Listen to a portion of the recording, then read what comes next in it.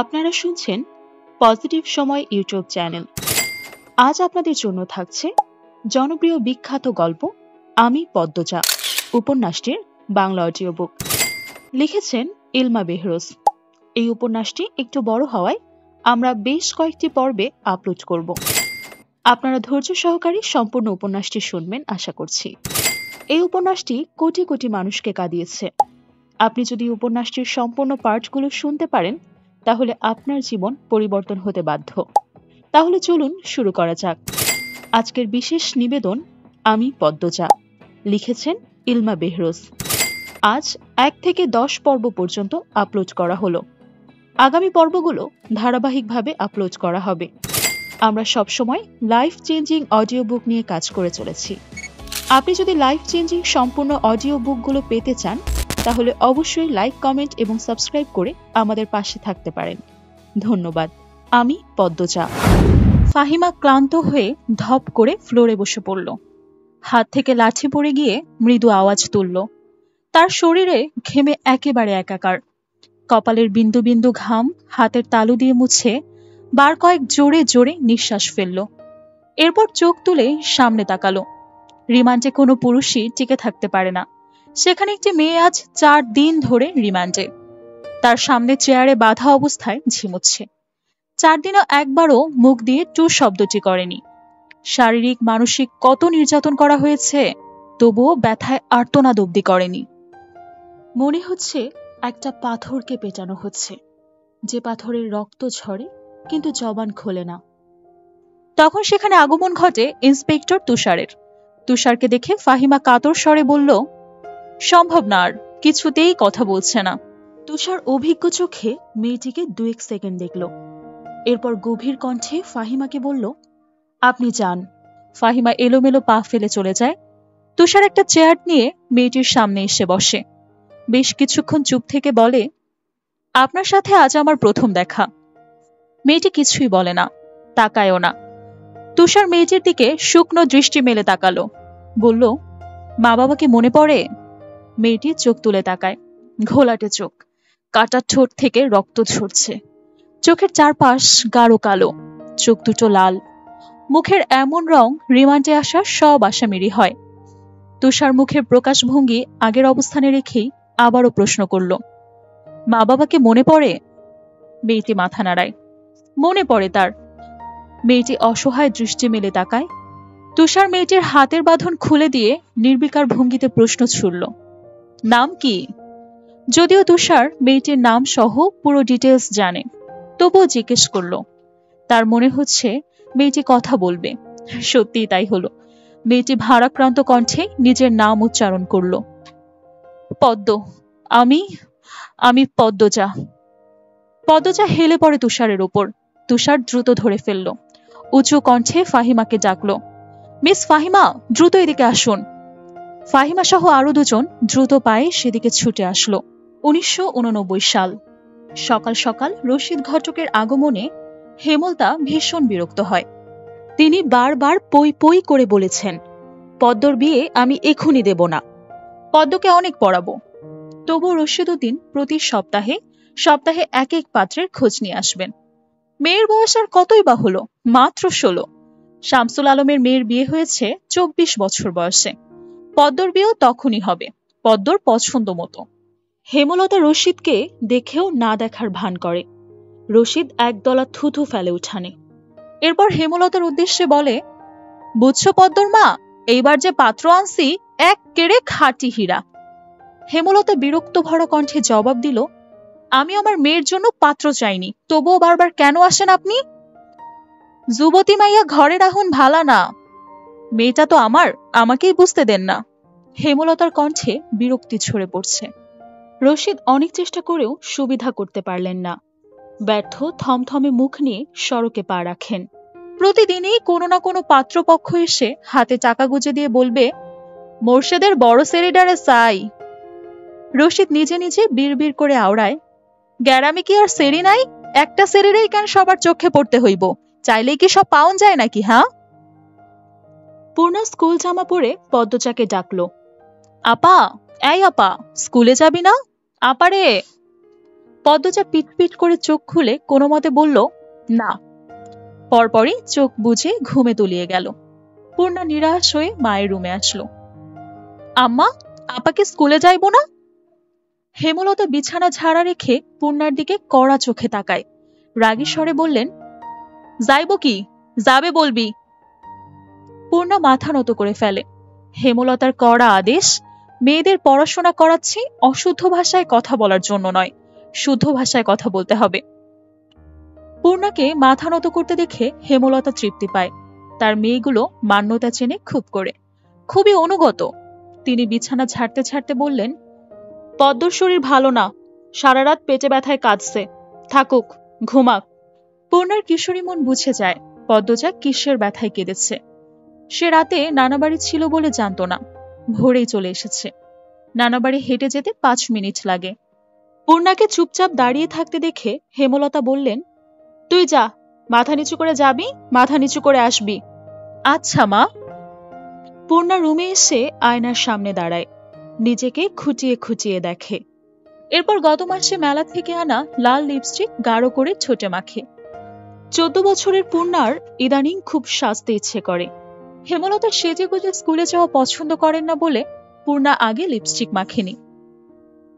Tin দেয়ালের কাঠের ঘড়ির কাঁটায় সকাল 10টা বাজলো মাত্র।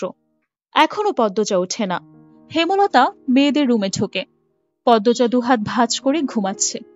জানালার পর্দা ভেদ করে আসা আলোতে পেলো রোদ্দুরে পর্শে পদ্মজার মসৃণ পাতলা ছোট, ফর্সা ত্বক চিকচিক করছে। হেমলতা বিসমিল্লাহ বলে 3 বার ফু দেন মেয়ের শরীরে। গুরুজনরা বলেন মায়ের নজর লাগে বেশি, নজর কাটাতে বিসমিল্লাহ বলে ফু দিতে হয়। হেমলতার মায়া লাগছে পদ্মজার ঘুম ভাঙাতে, তবুও আদরে গলায় ডাকলেন, পদ্ম, আই পদ্ম। পদ্মজা চোখ খুলে মাকে দেখে দ্রুত উঠে বসে। যেদিন ঘুম থেকে উঠতে দেরি হয় সেদিনই হেমলতা ডেকে তোলে।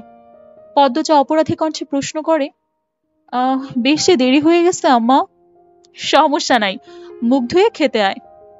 পদ্মজা দ্রুত কলপাড়ে গিয়ে ব্রাশ করে, মুখ ধয়। হেমলতার শিক্ষকের মেয়ে, তাই তার মধ্যে নিয়ম নীতির প্রভাব খানিকটা বেশি। মেয়েদের শক্তপোক্ত নিয়মে রেখে বড় করেছেন তিনি। পদ্মজা রান্নাঘরে ঝুঁকে দেখল প্লেটে খাবার সাজানো। সে মৃদু হেসে প্লেট নিয়ে টেবিলে গিয়ে বসল। তখন হেমলতা আসে। পদ্ম দ্রুত ওড়না দিয়ে মাথা ঝাঁকে। হেমলতার দেওয়া আরেকটা নিয়ম, খাওয়ার সময় মাথা ঝেঁকে খেতে হবে। পদ্মজা নিশ্চুপ থেকে শান্ত ভঙ্গিতে খেতে থাকে। হেমলতা মেয়েকে সহজ কণ্ঠে বলে, তাড়াহুড়ো করছিস কেন? মুখ ধুতে গিয়ে চুল ভিজে এসেছিস, খেয়ে রোদে বসে চুলটা শুকিয়ে নিবি। আচ্ছা আম্মা। আম্মা, পূর্ণা প্রেমা আসে নাই? পূর্ণা আসছে, স্কুলে গেছে, প্রেমা দুপুরে আসবে। আম্মা, আব্বা কবে আসবে? পদ্মজার প্রশ্নে হেমলতা দাঁড়িয়ে পড়ে। শুকনো গলায় জবাব দেয়, জানি না, খাওয়ার সময় কথা বলতে নেই। হেমলতা চলে যেতেই পদ্মজার চোখ থেকে টুপ করে 1 ফোঁটা জল পড়ে পাতে। পদ্মজা দ্রুত হাতের উল্টো পাশ দিয়ে চোখের জলটা মুছে নেয়। পদ্মজার জীবনে জন্মদাতা আছে ঠিকই, কিন্তু জন্মদাতার আদর ভালোবাসা নেই। সে জানেই না তার দোষটা কি, কেন নিজের বাবা বাকি বোনদের আদর করলেও তাকে আদর করে না, কথা পর্যন্ত বলে না। 2 বার মাকে জিজ্ঞেস করেছে সে, আমি কি তোমাদের সত্যিকারের মেয়ে আম্মা? সন্তান হয় না বলে কি দত্তক এনেছিল আমাকে? আব্বা কেন আমাকে এত অবহেলা করে? ও আম্মা, বলো না। হেমলতা তখন নিশ্চুপ থাকেন। অনেকক্ষণ পর বলেন, তুই আমার গর্ভের সন্তান, আর তুই বাবারই মেয়ে। এখন যা, পড়তে বস, অনেক পড়তে হবে তোর। ব্যাস, এইটুকুই। এর বেশি কিছু বলেন না হেমলতা। পদ্মজার কেন জানি মনে হয় একদিন হেমলতা নিজ থেকে খুব গোপন কথা তাকে বলবেন, তবে সেটা যেন সহ্য করার মতো হয়। এই দোয়াই সারাক্ষণ করে সে। এত কি ভাবছিস, তাড়াতাড়ি খেয়ে ওঠ। হেমলতার কথায় পদ্মজার ভাবনার সুতো ছেড়ে দ্রুত খেয়ে ওঠে। আজ আমের আচার বানানোর কথা ছিল। সন্ধ্যা কাটতেই বিদ্যুৎ চলে গেল। কয়েক মাস হলো গ্রামে বিদ্যুৎ এসেছে। 8 গ্রাম মিলিয়ে অলন্দপুর। তাদের গ্রামের নাম আটপাড়া। প্রতিদিন নিয়ম করে সন্ধ্যা রাত থেকে 3 ঘন্টা গ্রাম অন্ধকারে তলিয়ে থাকে। আর সারাদিন তো বিদ্যুতের নামগন্ধও থাকে না। বিদ্যুৎ দিয়ে লাভটা কি হলো? পদ্মজা, পূর্ণা, প্রেমা 3 বোন একসাথে পড়তে বসেছিল। বাড়ির অন্ধকার হতেই 9 বছরের প্রেমা খামচে ধরে পদ্মজার ওড়না।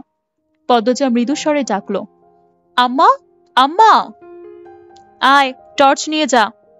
হেমলতার আহ্বানে পদ্মজা উঠে দাঁড়ালো। প্রেমা অন্ধকার খুব ভয় পায়। টর্চ নিয়ে রুমে ঢোকার মুহূর্তে পদ্মজা গেট খোলার আওয়াজ পায়। উকি দিয়ে হানিফকে দেখে সে দ্রুত রুমে ঢুকে পড়ল। হানিফ পদ্মজার সৎ মামা। বুবু, বাড়ি অন্ধকার কেন? বাত্তিটাতে জ্বালাও। হানিফের কণ্ঠ। হানিফ আসছিস? হেমলতা রুম থেকে বেরিয়ে বলেন, হাতে তার হারিকেন। হানিফ সবকটি দাঁত বের করে হাসল, বলল, হ আমি। আয় ভেতরে আয়। হানিফ বারান্দা পেরিয়ে বড় ঘরে ঢুকে বলল, তোমার সেরিগুলান কই? তো আছে রুমেই নাকি? হ্যাঁ হ্যাঁ, রুমেই আছে, পড়ছে। এই আন্ধারেও পড়ে? হেমলতা কিছু বললেন না। হানিফ এই বাড়িতে আসলে কেন জানি খুব অস্বস্তি হয়, অকারণেই। ওদের খাওয়ার সময় হইছে, তুইও খেয়ে নে। এখানেই খামো না তোমার সরাইখানাতে যাইতে হইব? কথাটায় রসিকতা ছিল। গ্রামে থেকেও হেমলতা খাওয়ার জন্য আলাদা রুম নির্বাচন করেছেন। সেটা হানিফের কাছে রসিকতাই বটে। হেমলতা প্রশ্নের জবাব সোজাসাপটা না দিয়ে বললেন, খেতে চাইলে খেতে আয়। পদ্মজা কিছুতেই খেতে আসে না, কেমন জড়সড় হয়ে থাকে। মনে হচ্ছে হানিফকে ভয় পাচ্ছে বা অবহেলা করছে। হানিফ 6 বছর সৌদিতে ছিল, 3 মাস হলো দেশে ফিরেছে। 3 মাসে যতবার হানিফের বাড়িতে পা রেখেছে ততবারই পদ্মজা অজুহাত দিয়ে দূরে দূরে থেকেছে। হেমলতার বিচক্ষণ মস্তিষ্ক মুহূর্তে ভেবে নিল অনেক কিছুই, তাই তাকে আর জোর করল না। আজই লুকোচুরির ফয়সালা হবে। হানিফ পদ্মজাকে দেখার জন্য অনেক ছল ছাতুরি করল, কিছুতেই সুযোগ পেল না। বিদ্যুৎ আসার ঘণ্টাখানেক পর হানিফ চলে যায়। পূর্ণা প্রেমার রুমে ঢুকতেই পদ্মজা ঝাঁপিয়ে পড়ে। রুদ্ধশ্বাস কণ্ঠে বলল, কতবার না করেছি লোকটার পাশে বেশিক্ষণ না থাকতে? তোরা কেন শুনিস না আমার কথা? পূর্ণা ও প্রেমা বিস্ময়ে হতবিবল। পদ্মজা কখনো তাদের এমন নিষেধ দেয়নি, তাহলে এখন কেন এমন বলছে? হেমলতা রুমে ঢুকতেই পদ্মজা চুপসে যায়। পদ্ম, আমার রুমে আয়। মায়ের এমন কঠিন কণ্ঠ শুনে পদ্মজার কলিজা শুকিয়ে আসে। হেমলতা নিজের ঘরে চলে যায়। হেমলতা মেয়ের দিকে তীক্ষ্ণ দৃষ্টিতে তাকিয়ে আছেন। পদ্মজা নতজানু হয়ে কাঁপছে। সুন্দরীরা ভীতু আর বোকা হয় তার দৃষ্টান্ত প্রমাণ পদ্মজা। হেমলতার খুব মায়া হয় পদ্মজার সাথে উঁচু কণ্ঠে কথা বলতে। পদ্মজা রূপসী বলেই হয়তো গোপন আবেগ লুকিয়ে তিনি বজ্রকণ্ঠে প্রশ্ন করলেন, কি লুকোচ্ছিস? হানিফের সামনে কেন যেতে চাস না তুই? সে কি করেছে? পদ্মজা ফোপাতে থাকে। হেমলতা কয়েক সেকেন্ড সময় নিয়ে নিজেকে সামলান। কণ্ঠ নরম করে বলেন, হানিফ ধরিবাজ লোক, সৎ ভাই বলে বলছি না। আমি জানি তার ব্যাপারে যে কোনো কথা আমার বিশ্বাস হবে। তুই বল, কি লুকাচ্ছিস তুই আমার থেকে? মায়ের আদুরে কণ্ঠে পদ্মজা আচমকা বাঁধ ভাঙা নদীর মতো হু হু করে কেঁদে উঠল। বাড়িটা মোড়ল বাড়ি নামে পরিচিত। পদ্মজার দাদার নাম ছিল মিয়াফর মোড়ল। তিনি গ্রামের একজন সম্মানিত লোক ছিলেন। 6 কাঠা জমির ওপর টিনের বিশাল বড় বাড়ি বানিয়েছিলেন 4 ছেলের জন্য। 2 ছেলে 16 বছর আগে 1971 সালের যুদ্ধে নিহত হয়েছে। দুজনই টকবগে যুবক ছিল, আর একজন 8 বছর বয়সে কলেরা রোগে গত হলো। বাকি রইল মোর্শেদ মোড়ল। বর্তমানে এই বাড়ি মোর্শেদের অধীনে, যদিও তিনি থাকেন না সব সময়। পুরো বাড়ির চারপাশ জুড়ে গাছগাছালি, বাড়ির পেছনে নদী। রাত 9টা বাজলেই পরিবেশ নিশুতি রাতের রূপ ধারণ করে। রাতের এই নির্জন প্রান্তর ঝিঝি পোকার ডাকে ছেয়ে গেছে। ঝিঝি পোকার সাথে পদ্মজার ভাঙা কান্না মিলেমিশে ভৌতিক পরিবেশ সৃষ্টি করেছে। মনে হচ্ছে কোনো আত্মা তার ইহজীবনের না পাওয়া কোনো বস্তুর শোকে এমন মরা সুর ধরেছে। হেমলতা পদ্মজাকে টেনে পাশে বসায়। পদ্মজা ডান হাতের উল্টো পাশ দিয়ে চোখের জল মুছে হেমলতাকে বলল, মামা সৌদিতে যাওয়ার আগের দিন আমাদের সবার দাওয়াত ছিল না নানা বাড়িতে? খালামণি, ভাই বোনেরা এসেছিল না? সেদিন ঢাকা থেকে যাত্রার লোক আসছিল স্কুলে, মনে আছে আম্মা? আছে। উঠোনে ধপ করে একটা আওয়াজ হয়। হেমলতা পদ্মজা কেঁপে ওঠে। পূর্ণা প্রেমা দরজায় কান পেতে রাখে মা বোনের কথা শুনতে। হুট করে কিছু পড়ে যাওয়ার আওয়াজ হওয়াতে দুজনেই ভয় পেয়ে যায়। দরজা ঠেলে হুড়মুড়িয়ে রুমে ঢুকে পড়ে। হেমলতা বড় মেয়ের সাথে গোপন বৈঠক ভেঙে দ্রুত পায়ে বারান্দায় এসে দাঁড়ায়। উঠানে বিদ্যুৎ নেই, হারিকেন জ্বালায় পেছনে 3 মেয়ে এসে দাঁড়িয়েছে। একজন মায়ের 3 মেয়ে নিয়ে একা বাড়িতে বাস করাটাও যুদ্ধ বটে। হেমলতা গলা উঁচিয়ে প্রশ্ন করে, কে কে ওখানে? আমি। চিরপরিচিত এই কণ্ঠ চিনতে হেমলতার বিড়ম্বনা হলো না। তিনি ব্যস্ত পায়ে উঠোনে নেমে আসে। গেটের পাশে মোর্শেদ মোড়ল পড়ে রয়েছেন। গায়ে চাদর, হাপড়ের মতো বুক উঠানামা করছে তার, যেন দম ফুরিয়ে যাচ্ছে। হেমলতা 2 হাতে মোর্শেদকে আঁকড়ে ধরে। পদ্মজা, পূর্ণা দৌড়ে আসে। মোর্শেদের এমফাইসি রোগ আছে। এই রোগে অল্প চলাফেরাতেই শ্বাসটানের উপক্রম হয় এবং দম ফুরিয়ে যায়। শ্বাস নেবার সময় গলার শিরা ভরে যায়। 3 মা মেয়েকে মোর্শেদ ধরে নিয়ে রুমে চলে আসে। মোর্শেদ এভাবেই হুটহাট করে বাড়ি ফেরে, কখনো কাকডাকা ভোরে, কখনো নিশুতি রাতে, বা কখনো কাঠফাটা রোদে। মোর্শেদ মোড়লেই এমআইসি রোগটা ধরা পড়ে 7 বছর আগে। মোর্শেদের অ্যাজমা ছিল, আবার ধূমপান খুবই আসক্ত ছিল। ফলে ফুসফুসের এই রোগটি খুব দ্রুত আক্রমণ করে বসে। মোর্শেদ খানিকটা সুস্থ হয়ে রাত 1টার দিকে ঘুমায়। পূর্ণা প্রেমা রুমে গিয়ে শুয়ে পড়ে। পদ্মজা বারান্দার রুমে ঝিম মেরে বসে আছে। জানালার বাইরে চোখের দৃষ্টি, জোছনা গলে গলে পড়ছে। কি সুন্দর দৃশ্য। পদ্মজার মন বলছে মা আসবে তার খোঁজে, পুরোটা ঘটনা শুনতে আসবেই। সত্যি তাই হলো। কিছুক্ষণ পরেই হেমলতা আসে। আম্মা, বাতিটা নিভায় দাও, বলল পদ্মজা, কণ্ঠ খাদে নামানো। হেমলতা বাতি নিভিয়ে পদ্মজার পাশে বসে। পদ্মজা তৈরিই ছিল, তবু একটু অপ্রস্তুত হয়ে পড়ে। খুব অস্বস্তি হচ্ছে তার। সে গোপনে দীর্ঘশ্বাস ছাড়ে। পদ্মজা তখন 4র্থ শ্রেণীর ছাত্রী, বয়স 10। খুব কম বয়সেই তাকে স্কুলে পাঠানো শুরু করে।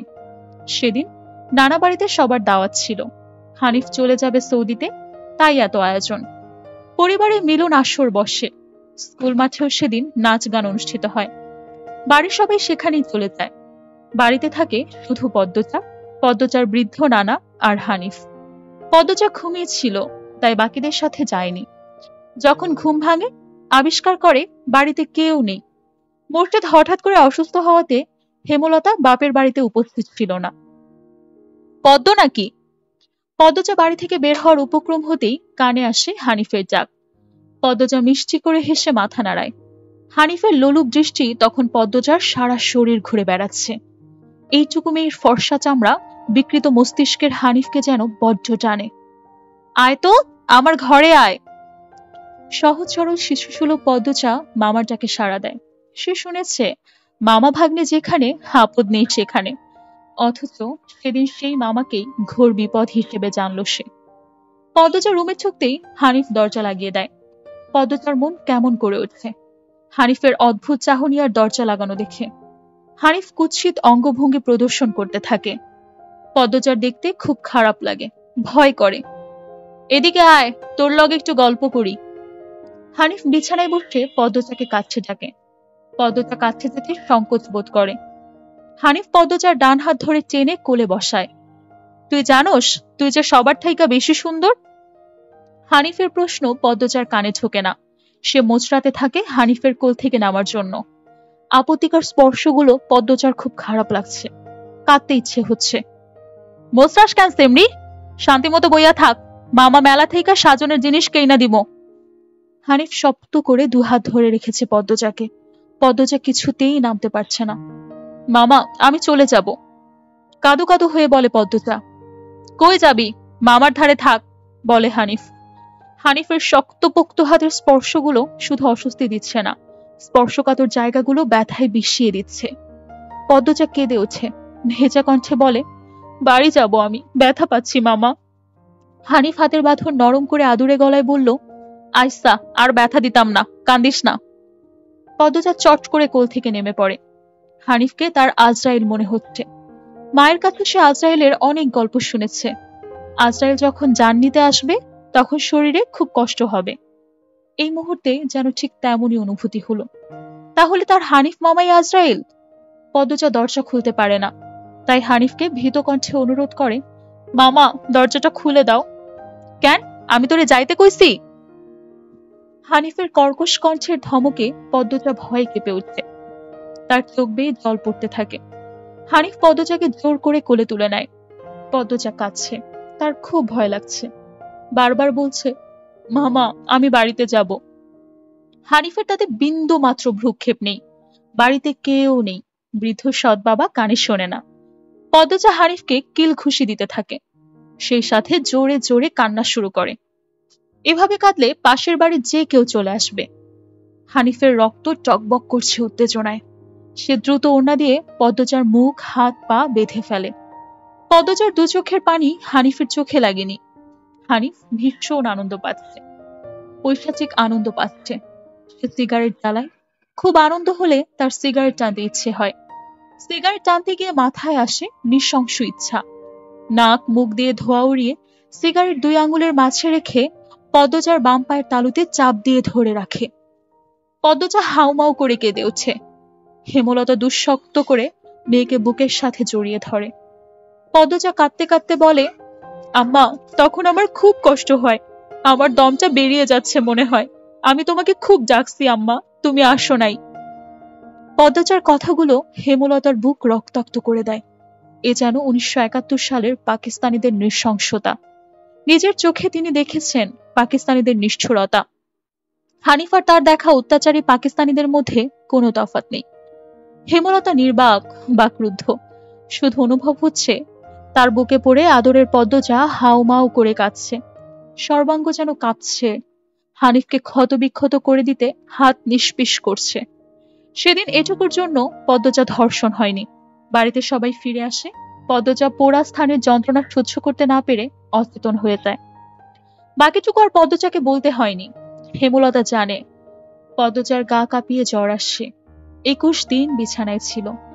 ততদিনে হানিফ দেশ ছেড়ে চলে যায়। পদ্মজা ভয়ে লজ্জায় ঘটনাটি কাউকে বলেনি। পায়ের পোড়া দাগ দেখে যখন হেমলতা প্রশ্ন করে, পা এমন ভাবে পুড়ল কি করে, পদ্মজা সহজভাবে জবাব দিয়েছিল, চুলার কাছে গিয়েছিলাম, চুলার লাকড়ির আগায় পা লাগছিল। কথাটা পদ্মজা সাজিয়েই রেখেছিল, সাথে অনেক যুক্তি, তাই মিথ্যে বলতে একটুও কাঁপেনি তার। পুরো ঘটনাটা পদ্মজার বুকে তাজা হয়ে আছে। এই 6-6টা বছরে লুকিয়ে কতবার কেঁদেছে সে, সবসময় চুপ করে কোথাও বসে থেকেছে। হেমলতা মায়ের নিশ্চুপতা দেখে মাথা ঘামায়নি, কারণ পদ্মজা ছোট থেকেই চুপচাপ ছিল। কিন্তু আজ হেমলতার খুব আফসোস হচ্ছে, নিজেকে তার খুব অপরাধী মনে হচ্ছে। তিনি ভেবেছিলেন তার 3টা মেয়ে তার কাছে খোলা বইয়ের মতো, চাইলেই তাদেরকে পড়া যায়, বিশেষ করে পদ্মজাকে। বাড়ির পেছনে নদীর বুক তীরে তরতর করে বয়ে যাওয়া স্বচ্ছ টলচলে পানির মতো মনে হতো, যার জীবনে অস্বচ্ছ বলতে কিচ্ছু নেই, সবই সাদামাটা, সহজ সরল। অথচ পদ্মজার জীবনেই কত বড় দাগ জলজল করে জ্বলছে, কত বড় ঘটনা লুকিয়ে রেখেছে সে। মেয়েরা কথা লুকিয়ে রাখার সীমাহীন ক্ষমতা নিয়ে জন্মায়, কথাটি নিজের মেয়েদের ক্ষেত্রে মাথায় আসেনি তার। পদ্মজা শান্ত হলে হেমলতা বলেন, পাটা দেখি। পদ্মজা বা পা বিছানায় তুলে। হেমলতা পদ্মজার পা কোলে নিয়ে পোড়া দাগটা দেখে মনোযোগ দিয়ে। রক্ত টকবক করে ওঠে তার, রন্ধ্রে রন্ধ্রে হিংস্রতা যেন লুটোপুটি খাচ্ছে। এই পোড়া দাগ হানিফের রক্ত দিয়ে মুছবো আমি। কথাটা কত সহজ করে বলেছেন হেমলতা, তবুও পদ্মজা কেঁপে উঠল। কি যেন ছিল কথাটিতে, শরীরের পশম দাঁড়িয়ে পড়ে। হেমলতা বারান্দার রুম ছেড়ে বড় বড় ঘরে ঢুকেন। মিনিট কয়েক পর রামদা ছুরি হাতে নিয়ে উঠোনে যায়। উঠোনের একপাশে শক্ত পাথর থাকে, ছুরিটা পাথরে ঘষতে থাকে সাবধানে। ঘষতে ঘষতে পাথর গরম হয়ে আগুনের সুফলিঙ্গ দেখা যায়, মানে ধার হয়ে গেছে। পদ্মজা বারান্দা থেকে দেখছে, অজানা আশঙ্কায় তার বুক কাঁপে। হেমলতা বারান্দা পেরিয়ে রুমে ঢুকতে যাবে, তখন পদ্মজা উৎকণ্ঠিত গলায় ডাকে, আম্মা। আন্নার চাচার এক মেয়ে নিখোঁজ শুনেছিস বড়দের মুখে, সেই মেয়ের ধর্ষক হানিফ। ধর্ষণের পর পুঁতে ফেলেছে লাশটা। অলন্দপুরের এই একটা মানুষই এতটা নৃশংস। আমি তখন ঢাকায় পড়তাম, বাড়ি এসে জানতে পারি পুরো ঘটনা। আম্মার অনুরোধ আর কান্নায় আমি সেদিন মুখ খুলিনি। এত বড় পাপ চেপে যাই, সেই শাস্তি আমি ধীরে ধীরে পাচ্ছিলাম, আজ পুরোপুরি পেয়ে গেলাম। আমার পাপের শাস্তি শেষ হয়েছে। হেমলতা কথা শেষ করে জায়গা ত্যাগ করে। কি ধারালো প্রতিটি বাক্য! হেমলতার মুখ দিয়ে যেন আগুনের স্ফুলিঙ্গ বের হচ্ছে। পদ্মজার মস্তিষ্ক শূন্য হয়ে পড়ে। আপা, স্কুলে যাবা না? পূর্ণা পদ্মজাকে জিজ্ঞেস করলো। যাব। তাড়াতাড়ি করো। তাড়া দিয়ে পূর্ণা বাড়িতে ঢুকলো। পদ্মজা বাড়ির পেছনের নদীর ঘাটে উদাস হয়ে বসে আছে। এই নদীর নাম মাদিনী। গ্রীষ্মকাল বিদায়ের 3 সপ্তাহ চলছে। এখন বর্ষাকাল।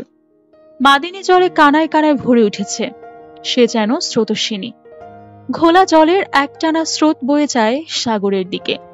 উজান থেকে ভেসে আসছে ঘন সবুজ কচুরিপানা। পদ্মজার এই দৃশ্য দেখতে বেশ ভালো লাগে। নিষ্পলক চোখে তাকিয়ে আছে মাদিনীর স্বচ্ছ জলের দিকে। মাদিনীর বুকের উপর দিয়ে একটা লঞ্চ চলে যাচ্ছে। লঞ্চ দেখে 1 মাস আগের ঘটনা মনে পড়ল তার। সেদিন রাতে হেমলতা ছুরি ধার দিয়ে রুমে ঢুকে গেল।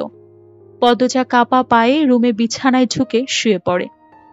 কিছুক্ষণের মধ্যেই ঘুমিয়ে পড়ে। এরপর দিন স্কুল থেকে বাড়ি ফিরে নামাজ পড়ে খেতে বসে। তখন হিমেল হন্তদন্ত হয়ে বাড়িতে ঢুকে। হিমেল হচ্ছে হেমলতার ছোট ভাই। আপা, এই পদ্ম, আপা কই? হিমেলের কণ্ঠ। কি হয়েছে মামা? জবাব দিল পদ্মজা। পদ্মজার প্রশ্ন উপেক্ষা করে হেমলতাকে হিমেল ডাকলো। আপা, এই আপা। হেমলতা বাড়ির পেছন থেকে ব্যস্ত পায়ে হেঁটে আসেন। কি কি হয়েছে?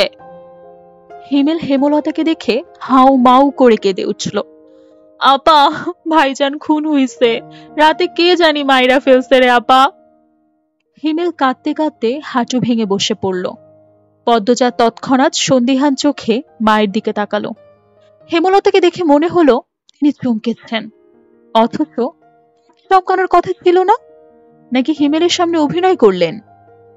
পূর্ণা প্রেমাকে ওদিকে আসতে দিস না পদ্ম, আমি আসছি। হেমলতা বাড়ির বাইরে মিলিয়ে যায়। হিমেল পাশে খুঁড়িয়ে খুঁড়িয়ে হাঁটে। ছেলেটা বোকাশোকা, জন্মগত প্রতিবন্ধী। 22 বছরের হিমেল এখনো শিশুদের মতো আচরণ করে। কথায় কথায় খুব কাঁদে। সেখানে তার ভাই খুন হয়েছে। 1 মাস তো প্রতিদিন নিয়ম করে কাঁদবে সে।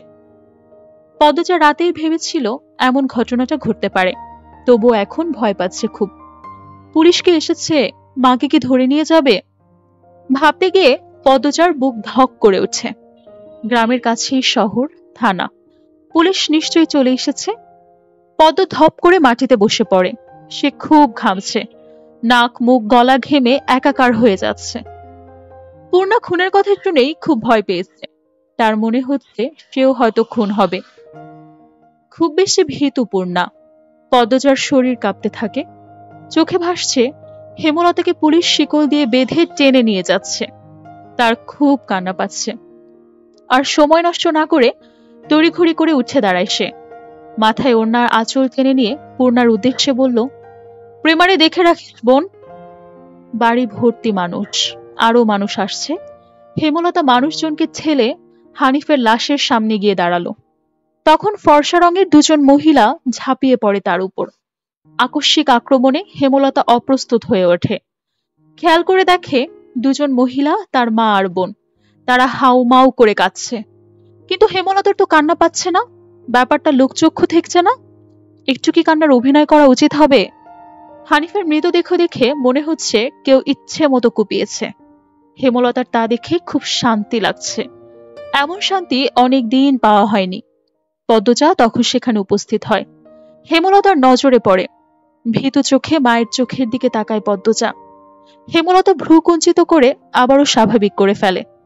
পদ্মজা চোখ ঘুরিয়ে দেখছে পুলিশ এসেছে নাকি। চারদিকে এত মানুষ। পদ্মজাকে এদিক ওদিক উকি দিতে গিয়ে দেখে হেমলতা এগিয়ে আসে। চোখ মুখ শক্ত করে পদ্মজার মুখ ঘুরে দেয়। পদ্মজা দ্রুত ওড়নার আঁচল মুখে চেপে ধরে। গোয়াল ঘরে ঢুকে পড়ে। তার মা চায় না সে কখনো এত মানুষের সামনে থাকুক। হেমলতা ঘাড় ঘুরিয়ে দেখে পদ্মজা গোয়াল ঘর থেকে উকি দিয়ে বাইরের অবস্থা দেখছে। কিছুক্ষণের মধ্যে পুলিশ আসে, জিজ্ঞাসাবাদ করে, হানিফের লাশ নিয়ে চলে যায়।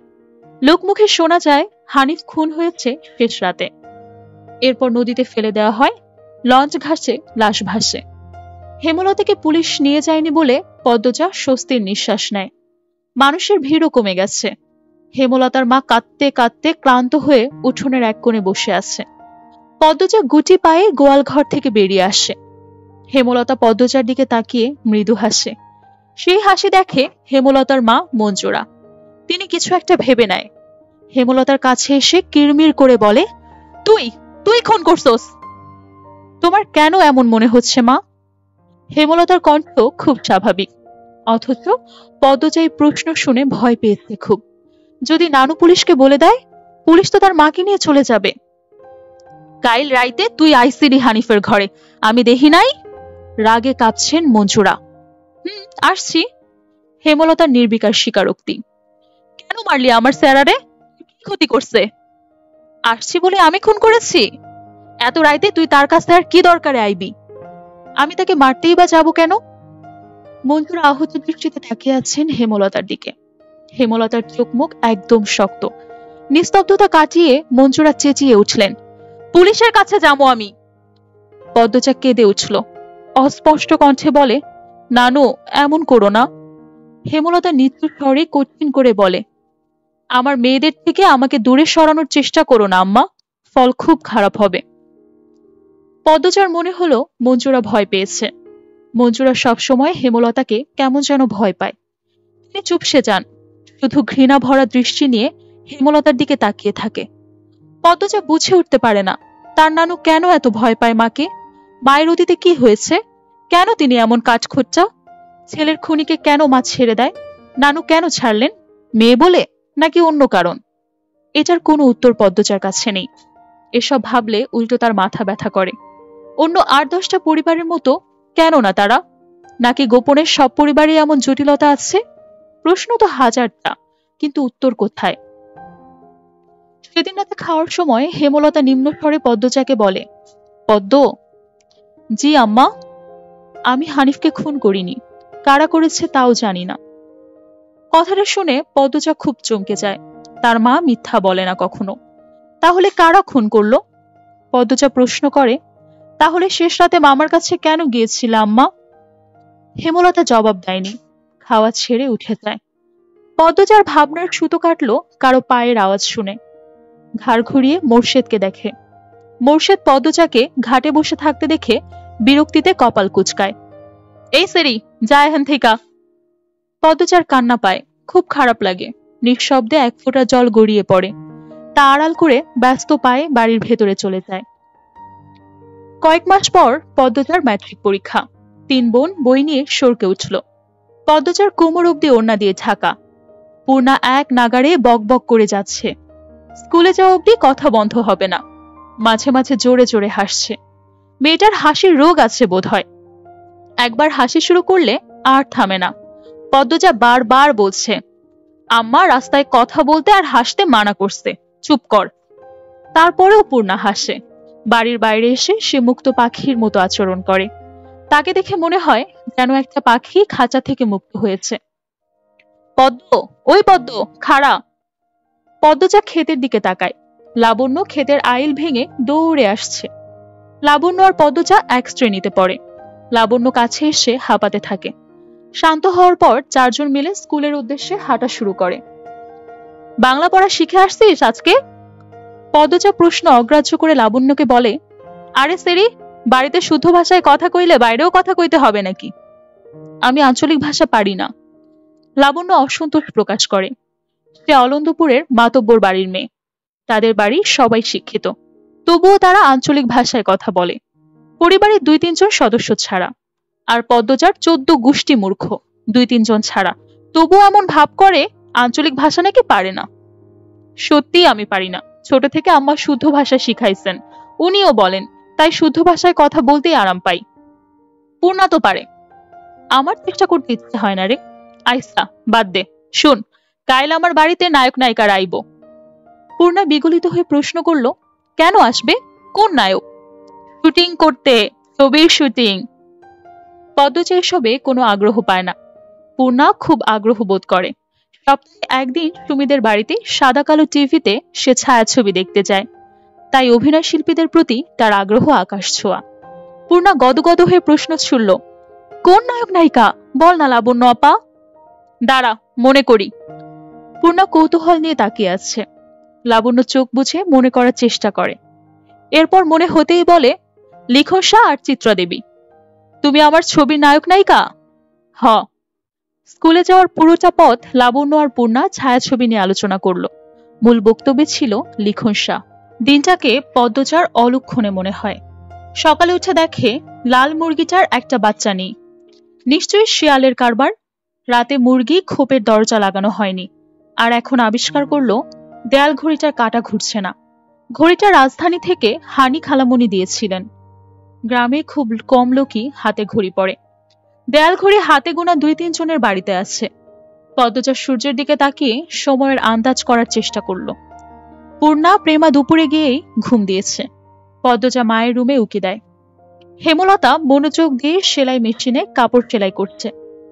আটপাড়ায় একমাত্র হেমলতাই সেলাই কাজ করে। প্রতিটি ঘরের কারো না কারো পরনে তার সেলাই করা কাপড় আছে। লুকিয়ে দেখছিস কেন, ঘরে আয়। হেমলতার কথায় পদ্মজা লজ্জা পায়। না আম্মা, কাজ আছে। পানি দিয়ে যা। হেমলতা জগ বাড়িয়ে দেয়। পদ্মজা জগ হাতে নিয়ে বলে, আম্মা, সৎকা কোন মুরগিটা দেব? হেমলতা গতকাল স্বপ্নে দেখেছেন বাড়িতে আগুন লেগেছে, তাই তিনি সৎকা দিবেন বলে মনস্থির করেছেন। সকালে পদ্মজাকে মনের কথা জানায়। সাদা মুরগিটা দিয়ে দিস। মুন্না কি আসছে? না, প্রতিদিন বিকালবেলা তো পানি নিতে আসে, কিছুক্ষণ পরেই আসবে। হেমলতার কথা বাড়ায় না। পদ্মজা কলপাড় থেকে পানি নিয়ে আসে। আছরের আজানের সাথে সাথে মুন্না আসে। গ্রামে স্বচ্ছ পরিবার নেই বললেই চলে। হাতে গোনা কয়েকটা পরিবারের সচ্ছলতা আছে। হেমলতার পরিবার টিকে আছে হেমলতার তীক্ষ্ণ বুদ্ধি এবং পরিশ্রমের জন্য। পুরো আটপাড়ায় টিউবওয়েল মাত্র 5টা। পদ্মজার টিউবওয়েল থেকে পানি নিতে প্রতিদিন অনেকেই আসে। তার মধ্যে নিয়মিত একজন মুন্না, 10 বছরের একটা ছেলে। মা নেই, বাবা পঙ্গু, সদরে বসে ভিক্ষা করে। পদ্মজা মোরগ নিয়ে কলপাড়ে এসে দেখে মুন্না নেই। একটু সামনে হেঁটে এসে ঘাটে মুন্নাকে দেখতে পায়। ডাকলো, মুন্না। মুন্না ফিরে তাকায়। পদ্মজার হাতে সাদা মোরগ দেখে মুন্না খুব খুশি হয়। পদ্মজা না বললেও বুঝে যায় সৎকা পাবে আজ। মুন্না এগিয়ে আসে, দাঁত কেলিয়ে হাসে। হাসিস কেন? নে মোরগ নে, তোর আব্বাকে নিয়ে খাস। মুন্না যে খুব খুশি হয় তা দেখেই বোঝা যায়। খুশিতে গদগদ হয়ে মোরগটাকে জড়িয়ে ধরে। পদ্মজার ঠোঁট দুটি নিজেদের শক্তিতে প্রশান্তির হাসিতে মেতে উঠছে। কি সুন্দর মুন্নার হাসি। পদ্মজা বলে, খুব খুশি? হ। দোয়া করবি আমরা যেন ভালো থাকি। করবাম আপা। আচার খাবি মুন্না? হ, খাইবাম।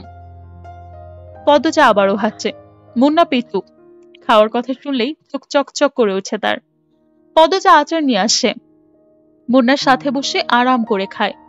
মুন্না একটু একটু করে খেতে বলল, আপা তুমি খুব ভালা। তাই? হ, বড় হইয়া তোমারে বিয়া করবাম আমি। পদ্মজা বিষম খায়। দ্রুত এদিক ওদিক তাকিয়ে দেখে কেউ শোনে কিনা। বিয়ে তার কাছে খুব লজ্জাজনক একটা শব্দ। বিয়ে নামটা শুনলেই লজ্জায় লাল টুকটুকে হয়ে যায়। ফিসফিসিয়ে মুন্নাকে জিজ্ঞেস করে, বিয়ের কথা কোথায় শিখলি রে? আব্বা কইছে। আর বলবি না এসব, যা বাড়িতে যা। পদ্মজা তুড়ি ঘড়ি করে বাড়ির ভেতরে চলে আসে। রান্নাঘরে ঝুঁকে দেখে হেমলতা রান্নার প্রস্তুতি নিচ্ছে। সন্ধ্যার পর বিদ্যুৎ থাকে না, হারিকেন জ্বালিয়ে রান্না করতে হয়। প্রতিদিন ঘরে একটা হারিকেন আর রান্নাঘরে একটা হারিকেন জ্বালানো অনেক খরচের ব্যাপার, তাই তিনি বিকেলে রাতে রান্না সেরে ফেলেন। আম্মা, আমি রাধি? লাগবে না, সাহায্য করো শুধু। পদ্মজা চোখ ঘুরিয়ে দেখে কি কাজ করা যায়। কোনো সাহায্যের প্রয়োজন নেই। হেমলতা নির্বিকার ভঙ্গিতে বলে, লাউ নিয়ে আয়, যা। ছিঁড়ে আনবো না লাহারি ঘরে আছে? লাহারি ঘরে নেই। পদ্মজা মায়ের আদেশ পেয়ে যেন চাঁদ পেয়েছে এমন ভাব ধরে দ্রুত ছুটে যায় লাউ আনতে। লাউ, বরবটি, ঢেঁড়স, কাকরোল, করলা, চিচিঙ্গা, পটল, ঝিঙা ইত্যাদি ইত্যাদি সব রকমের সবজির মেলা বাড়ির চারপাশ ঘিরে। পদ্মজা সাবধানে ঘাসের উপর দিয়ে লাউ গাছের দিকে এগোয়। বর্ষাকাল হওয়াতে জোকের উপদ্রব বেড়েছে। জোকের ভয় অবশ্য নেই তার। হেমলতা পদ্মজার যাওয়া পানি ঝিম মেরে কতক্ষণ তাকিয়ে থাকেন। মেয়েটাকে দেখলে তার মন বিষণ্ণতায় ভরে ওঠে। পদ্মজার চুল দেখলে মনে হয় এই সুন্দর ঘন কালো রেশমি চুল পদ্মজার এক একটা কাল রাত। পদ্মজার ছিমছাম গরনের দুধে আলতা দেহের অবয়ব দেখলে মনে হয় এই দেহ হয়তো পদ্মজার যন্ত্রণা, এই দেহ ধ্বংস হবে। পদ্মজার ওষ্ঠদয়ের নিম্নে স্থির হয়ে থাকা কালো সূক্ষ্ম তিল দেখলে মনে হয় এই তিল পদ্মজার এক জীবনের কান্নার কারণ। হেমলতা পদ্মজার রূপের বাহার নিতে পারেন না। কেন কৃষ্ণকুলের ঘরে ভুবন মোহিনী রূপসীর জন্ম হলো? জন্ম মৃত্যু বিয়ে কারো হাতে থাকে না। যদি থাকতো, হেমলতা মোর্শেদকে বিয়ে করতেন না এবং পদ্মজার মতো রূপসীর জন্ম দিতেন না। আল্লাহর কাছে রূপসী মেয়ে ভুলেও চাইতেন না। হেমলতার বুক চিরে দীর্ঘশ্বাস বেরিয়ে আসছে। আজ শুক্রবার, স্কুল নেই। ফজরের নামাজ পড়ে 3 বোন পড়তে বসেছে। প্রেমা নামাজ পড়তে চায় না, ঘুমোতে চায়। হেমলতার মারের ভয়ে নামাজ পড়ে। সে ঝিমুচ্ছে আর পড়ছে। তা দেখে পদ্মজা আর পূর্ণা ঠোঁট টিপে হাসছে। হেমলতা বিরক্ত হয়। প্রেমার তো পড়া হচ্ছেই না, সেই সাথে পদ্মজা পূর্ণার মনোযোগ নষ্ট করছে। তিনি কর্কশ কণ্ঠে ধমকে উঠলেন, প্রেমা, ঘুমাচ্ছিস কেন? ঠিক হয়ে পড়। প্রেমা সচকিত হলো। চট করে চোখ খুলে ভয়ে তাড়াতাড়ি পড়া শুরু করলো। হেমলতা কিছুক্ষণ পর স্বাভাবিক গলায় বললেন, পড়তে হবে না, যা ঘরে গিয়ে ঘুমা। প্রেমা একটু অবাক হয়, পরেই খুশি হয়ে ছুটে যায় ঘরে। পূর্ণা মুখ ভার করে ফেলে। তারও তো পড়তে ইচ্ছে করছে না, কিন্তু মা কখনো তাকে ছাড় দেন না। হয়তো ছোটবেলা ছাড় দিতেন, মনে নেই। সে আবার খুব দ্রুত সব ভুলে যায়। ব্রেন ভালো হচ্ছে প্রেমার, যা পড়ে মনে থাকে। পূর্ণা খুব দ্রুত ভুলে যায়। পদ্মজার সবকিছুই স্বাভাবিক, শুধু রূপটা বাদে। সূর্য ওঠার সাথে সাথে মোর্শেদ বাড়িতে ঢোকে। হাতে ঝাঁকি জাল আর বড়শি, কাঁধে পাটের ব্যাগ ঝোলানো। ভোরে মাছ ধরতে গিয়েছিলেন। মোর্শেদ বাড়ি ফিরলে পূর্ণার প্রেমা সবচেয়ে বেশি খুশি হয়। মাছ খেতে পারে অনেক। অর্থের জন্য হেমলতা খুব কম মাছ আনে। মোর্শেদ বাড়িতে যতদিন থাকে ততদিন মাছের অভাব হয় না। মোর্শেদ বলার পূর্বেই পূর্ণা ও প্রেমা গামলা নিয়ে ছুটে আসে উঠানে। মোর্শেদ কাঁধের ব্যাগ উল্টে ধরে গামলার উপর। পুঁটি, ট্যাংরা, পাবদা, চিংড়ি মাছের ছড়াছড়ি। হেমলতা খুব খুশি হয়। পদ্মজা লতা দিয়ে চিংড়ি খেতে খুব পছন্দ করে, আর প্রেমা পূর্ণা পছন্দ করে পাবদা মাছের ভুনা। মেয়েগুলো খুব খুশি হয়েছে মাছ দেখে। তিনি জানেন মোর্শেদ বাড়ি থেকে বের হতেই পদ্মজা ছুটে যাবে বাড়ির পেছনে লতা আনতে। হুনো লতা, আমার আম্মারে পাবদা ভুনা কইরা দিবা, সবজি টবজি দিয়ে আর আনবা না। আব্বা, আপনি বাড়িতে থাকবেন? তাহলে তো প্রতিদিনই মাছ খেতে পারি। মোর্শেদ আর চোখে পদ্মজাকে একবার দেখে, তীক্ষ্ণ চোখে হেমলতার দিকে তাকায়। এরপর পূর্ণাকে জবাব দেয়, কোন রকম অশান্তি না হইলে তো থাকবামি। গামছা নিয়ে তিনি কালপাড়ে চলে যায়। পদ্মজার মুখটা ছোট হয়ে যায়। প্রতিবার বাড়ি ছাড়ার পূর্বে মোর্শেদ পদ্মজাকে রাগে কটু কথা শোনায়। তখন হেমলতা মোর্শেদকে শাসায়। ফলস্বরূপ মোর্শেদ বাড়ি ছাড়েন। মোর্শেদ নাকি বাড়ি ফিরলা কোন দিন? মোর্শেদ গোসল সেরে রোদ পোহাচ্ছিল। সকালের মিষ্টি রোদ। ঘাড় ঘুরিয়ে রশিদ ঘটককে দেখে হাসছে। আরে মিয়া চাচা, আহেন আহেন, পূর্ণারে চেয়ার আয়না দে না, খবর কি? পূর্ণা চেয়ার এনে দেয়। রশিদ এক দলা থুথু উঠানে ফেলে চেয়ারে বসে আরাম করে। প্রেমাকে উঠানে খেলতে দেখে ফরমাইশ দেয়, আই মাইয়া, যা পানি লইয়া আয়, অনেকক্ষণ ধইরা দমটা আটকায় আছে, যা। প্রেমা পানি নিয়ে আসে। রশিদ পানি খেয়ে মোর্শেদকে বলে, খবর তো ভালাই, বাবা সেক্রেটারিকে বিয়ে দেবেন না? 2 বছর যাক, পড়তাছে যখন, ম্যাট্রিকটা পাস করুক, কি কন? মেজোডা না, বড়ডা। তোমার বউ তো মরিচের লাহান, কোনো ভাইও রাজি হয় না। তুমি বোঝাওছেন, পাত্র খাঁটি হীরা, বাপ দাদার জমিদারি আছে। মোর্শেদ আর চোখে হেমলতা এবং পদ্মজার উপস্থিতি পর্যবেক্ষণ করে। নেই তারা। তিনি জানেন পদ্মজার উপর কোন রকম জোর জবরদস্তি তিনি করতে পারবেন না। হেমলতা তা হতেই দেবে না। এসব তো আর বাইরের মানুষের সামনে বলা যায় না। মোর্শেদ রশিদ ঘটককে নরম গলায় বলে, থাকুক না, পড়ুক, মায়ে যখন চায় সেরি পড়ুক, তাইলে পড়ুক। রশিদ নিরাশ হয়। ভেবেছিলেন মোর্শেদ রাজি হবে। তিনি মেয়ের শ্বশুর বাড়িতে ছিলেন। এরপর বড় অসুখে পড়ে, তাই মোর্শেদ বাড়ি ফিরেছে শুনেও আসতে পারেনি। আজ একটু আরামবোধ হতেই ছুটে এসেছেন অনেক আশা নিয়ে। কিন্তু মোর্শেদের জবানবন্দিতে তিনি আশাহত হয়। কটমটে গলায় বলে, যুবতী ঘরে রাহন ভালা না, যখন বংশে কালি পড়ব তখন বুঝবা। হুনো মোর্শেদ, এই বয়সী মাইয়াদের স্বভাব চরিত্র বেশি দিন ভালো থাকে না। পাপ কাম করে, এদের চারপাশে ঘুরঘুর করো, বেলা থাকতে জামাই ধরাইয়া দেওয়ান লাগে, বুঝতো নি? তোমার বউরে বোঝাও। রশিদ পাত্রের অনেক প্রশংসা করে, জমি জমা, বাড়ি ঘর সব কিছুর বাড়াবাড়ি রকমের বর্ণনা দেয়। ফলে মোর্শেদের মস্তিষ্ক কাজ করা শুরু করে। রশিদ ঘটক যেতেই তিনি হেমলতার পাশে গিয়ে বসে। ইনিয়ে বিনিয়ে পদ্মজার বিয়ের কথা তোলে। হেমলতা সাফ নাকচ করে দেয়। তিনি শান্ত কণ্ঠে বুঝিয়ে দেয় পদ্মজার বিয়ে তিনি দিচ্ছেন না, আর মোর্শেদকে পদ্মজার ব্যাপারে নাক গলাতে না করেছেন। শেষ কথাটা বেশ কঠিন করেই বলে, আগে বাপ হও, পরে বাপের কাজ করতে আসবা। মোর্শেদের তিরিক্ষি মেজাজ। তিনি রান্নাঘর ছেড়ে বেরিয়ে পড়ে, রাগে রাগে টকবক করছে। পদ্মজাকে বারান্দায় গিয়ে দেখে তিনি ঝাঝালো কণ্ঠে বললেন, সেরি যখন রূপ দিয়া নটি হইব তখন আমারে ঠ্যাংও পাইবা না, এই সেরি মজা বুঝাইব। পদ্মজার চোখ বেয়ে জল গড়িয়ে পড়ে। হেমলতা রান্নাঘর থেকে বের হয় মোর্শেদকে কিছু কঠিন কথা শোনাতে।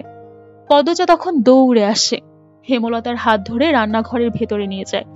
মোর্শেদ যতক্ষণ বাড়িতে থাকে তারও খুব ভালো লাগে। পূর্ণা প্রেমা কত খুশি হয়, বাড়িটা পরিপূর্ণ লাগে। সে চায় না তার বাবা ঝগড়া করে রাগ নিয়ে বাড়িতে ছেড়ে চলে যায়। হেমলতা রাগে এক ঝটকায় মেয়ের হাত সরিয়ে দেয়। তার সহ্য হয় না মোর্শেদকে। মানুষের কথা দ্বারা নিয়ন্ত্রিত হওয়া বদমেজাজে একজন মানুষ মোর্শেদ। ভালোটা কখনোই বোঝে না, মানুষের কথায় নাচে, সারাক্ষণ মস্তিষ্কে একটা বাক্যেরই পূজা করে, মানুষ কি বলবে। মুষলধারে বৃষ্টি হচ্ছে। মাথার উপর বৃষ্টি নিয়ে মোর্শেদ বাড়ি ফেরে। মুখ দেখে বোঝা যায় তিনি খুব খুশি। হেমলতাকে ডেকে বলে, 1 মাসে লাইগা ঘরটা সাইরা লাহারি ঘরে উঠা পড়ো। কিসের দরকারের জন্য? শুটিং করা লাইগা মাতব্বর বাড়ি যারা আইছে তার আর বলি আমার আর বাড়ি পছন্দ হইছে, বিরাট অঙ্কের টাকা দিব কইছে, আমিও কথা দিয়ে আইছি, কাইলি উঠতে দিব কইয়া আইছি। হেমলতা বিরক্ত হতে গিয়েও পারল না। সত্যি অর্থের খুব দরকার এখন। পদ্মজার সামনে ম্যাট্রিক পরীক্ষা, কত খরচ, কলেজে পড়াতে টাকা পাঠাতে হবে। তিনি মোর্শেদকে বললেন, টাকার ব্যাপারটা নিয়ে আমার সাথে আলোচনা করতে বলবা, নয়তো জায়গা হবে না। আরে বললাম নে, এখন সব গুছায় আলাও। পূর্ণা আড়াল থেকে সবটা শুনেছে। 7 দিন হয়েছে লিখন আর চিত্রাদেবী এই গ্রামে এসেছে, অথচ সে এখনো দেখতেই পারেনি। হেমলতা যাতে অনুমতি দেয়নি। পূর্ণা নামাজের দোয়ায় খুব অনুনয় করেছে আল্লাহকে, যেন লিখন আর চিত্রাদেবীকে স্বচক্ষে দেখতে পারে। আর এখন শুনলো তাদের বাড়িতেই নাকি আসছে ওরা। পূর্ণার মনে হচ্ছে সে খুশিতে যেন মরেই যাচ্ছে। আই মগা, আমার 1 কাপ চা দাও। মগা ঝড়ের গতিতে চা নিয়ে আসে। লিখন চিত্রার পাশের চেয়ারটায় বসে। এরপর মগাকে বলে, দারুণ চা করো তো তুমি। মগা কাছুমুচু হয়ে হাসে। ভাবে বোঝা গেল প্রশংসা শুনে সে ভীষণ লজ্জা পেয়েছে। চিত্রা মগার ভাবভঙ্গি দেখে হেসে উঠল। চিত্রা হাসলে মগা মুগ্ধ হয়ে দেখে মাতব্বর বাড়ির কামলা সে। চিত্রনায়ক লিখন শাহ এবং চিত্রনায়িকা চিত্রাদেবী সেবা করার দায়িত্ব মগাকে দেয়া হয়েছে। মগা এতে ভীষণ খুশি। চিত্রার সুন্দর মুখশ্রীর সামনে সবসময় থাকতে পারবে ভেবে। চিত্রা বলল, তোমার ভাইয়ের নাম জানি কি বলছিলে? 4 ফুট উচ্চতার মগা উৎসাহ নিয়ে জবাব দিল, মদন। চিত্রার হাসি পায়, অনেক কষ্টে হাসি চেপে রাখে। মগা, মদন কারো নাম হয় নাকি? শুটিং এর মাঝে হুট করে আকাশ থেকে বৃষ্টি নামে, তাই আপাতত শুটিং স্থগিত। সবাই বারান্দায় বসে বৃষ্টি দেখে, হাতে সবার রং চা। ডিরেক্টর আবুল জাহেদ দারুণ খিচুড়ি রান্না করে। বৃষ্টি দেখেই তিনি রান্নাঘরে ঢুকেছেন। আচ্ছা, মগা এই বাড়ি দুটো মেয়েটা কোথায়? আসার পর একবার এসেছিল, এরপর তো আর এলো না। চিত্রা প্রশ্ন করল। মগা বলল, ওই যে লাহারি ঘর, ওইটাতে আছে। লাহারি ঘর মানে কি? মগার বদলে লিখন বলল, যে ঘরের অর্ধেক জুড়ে ধান রাখা হয় আর অর্ধেক জায়গায় চৌকি থাকে, কামলাদের জন্য ওই ঘরকে লাহারি ঘর বলে এখানে। বোঝা গেছে? চিত্রা চমৎকার করে হাসে। বোঝা গেছে। মগা, বৃষ্টি কমলে লাহারি ঘরে যাব, ঠিক আছে? আইসা আপা। আই লিখন, যাবা? ওই তো সামনেই, আলসেমি করো না। মগা হই হই করে উঠল, না না, ব্যাঠা লয়ে যাওয়া যাইতো না, বাড়ির মালিকের নিষেধ আছে। লিখন মাগার না করা ভাব দেখে ভীষণ অবাক হলো। চিত্রা প্রশ্ন করল, মানা কেন? বাড়ির বড় সেরিডারে তো আপনারা দেখেন নাই, আগুন সুন্দরী, এই লিহন ভাইয়ের লাহান বিলাই সোহা সেরিডারে স্কুল ছাড়া আর কোনো হানে যাইতে দেয় না। বাড়ি দিবার আগে কইয়া লাগছে লাহারি ঘরে বেটা মানুষ না যাইতে। এই সেরি লইয়া বহুত কিস্সা আছে। চিত্রা বেশ কৌতূহল বোধ করে। লিখন তীক্ষ্ণ ঘোলা চোখে লাহারি ঘরের দিকে তাকায়। 1.5 দিন হলো এখানে এসেছে। উঠানের শেষ মাথায় থাকা লাহারি ঘরটা একবারও মনোযোগ দিয়ে দেখা হয়নি। সামনে দরজাটা বন্ধ। দুটো ছোট মেয়ে এসেছিল ঘরটার ডান পাশ দিয়ে। ঘরটার ডানে বামে পেছনে গাছপালা। বাড়িটা পুরনো হলেও একদম দারুণ। তবে এই মুহূর্তে তার অন্য কিছুর প্রতি তীব্র কৌতূহল কাজ করছে। লাহারি ঘর দুভাগ করা হয়েছে চাদর টেনে। এক পাশের চৌকিতে হেমলতা এবং মোর্শেদ থাকে। অন্য পাশের চৌকি পদ্মজা, পূর্ণা ও প্রেমার দখলে। লাহারি ঘরের পেছনের দরজা আপাতত প্রধান দরজা হিসেবে ব্যবহৃত হচ্ছে। পেছনে অনেক কচু গাছ ছিল। হেমলতা মোর্শেদকে নিয়ে জায়গা খালি করেছেন। এরপর সেখানে মাটির চুলা তৈরি করা হয়েছে। বড় সড়কে উঠার জন্য ঝোপঝাড় কেটে সরু করে পথ করা হয়েছে। এতে মোর্শেদের সাহায্য ছিল না। হেমলতা 2 মেয়েকে নিয়ে একাই করেছেন। শুটিং দলে অনেক পুরুষ। পদ্মজাকে ভুলেও তাদের সামনে দিয়ে আসা যাওয়া করতে দেওয়া যাবে না। হেমলতার মাঝে মাঝে ইচ্ছে করে পদ্মজার মুখ পুড়িয়ে দিতে। পরক্ষণেই নিজের উপর ঘৃণা চলে আসে। কি করে নিজের মেয়ের প্রতি এমন মনোভাব আসতে পারে? অথচ পদ্মজার হাতে সূচ ফুটলেই হেমলতার মনে হয় নিজের শরীরেই আঘাত লেগেছে যেন। কি জন্য এত টান পদ্মজার প্রতি?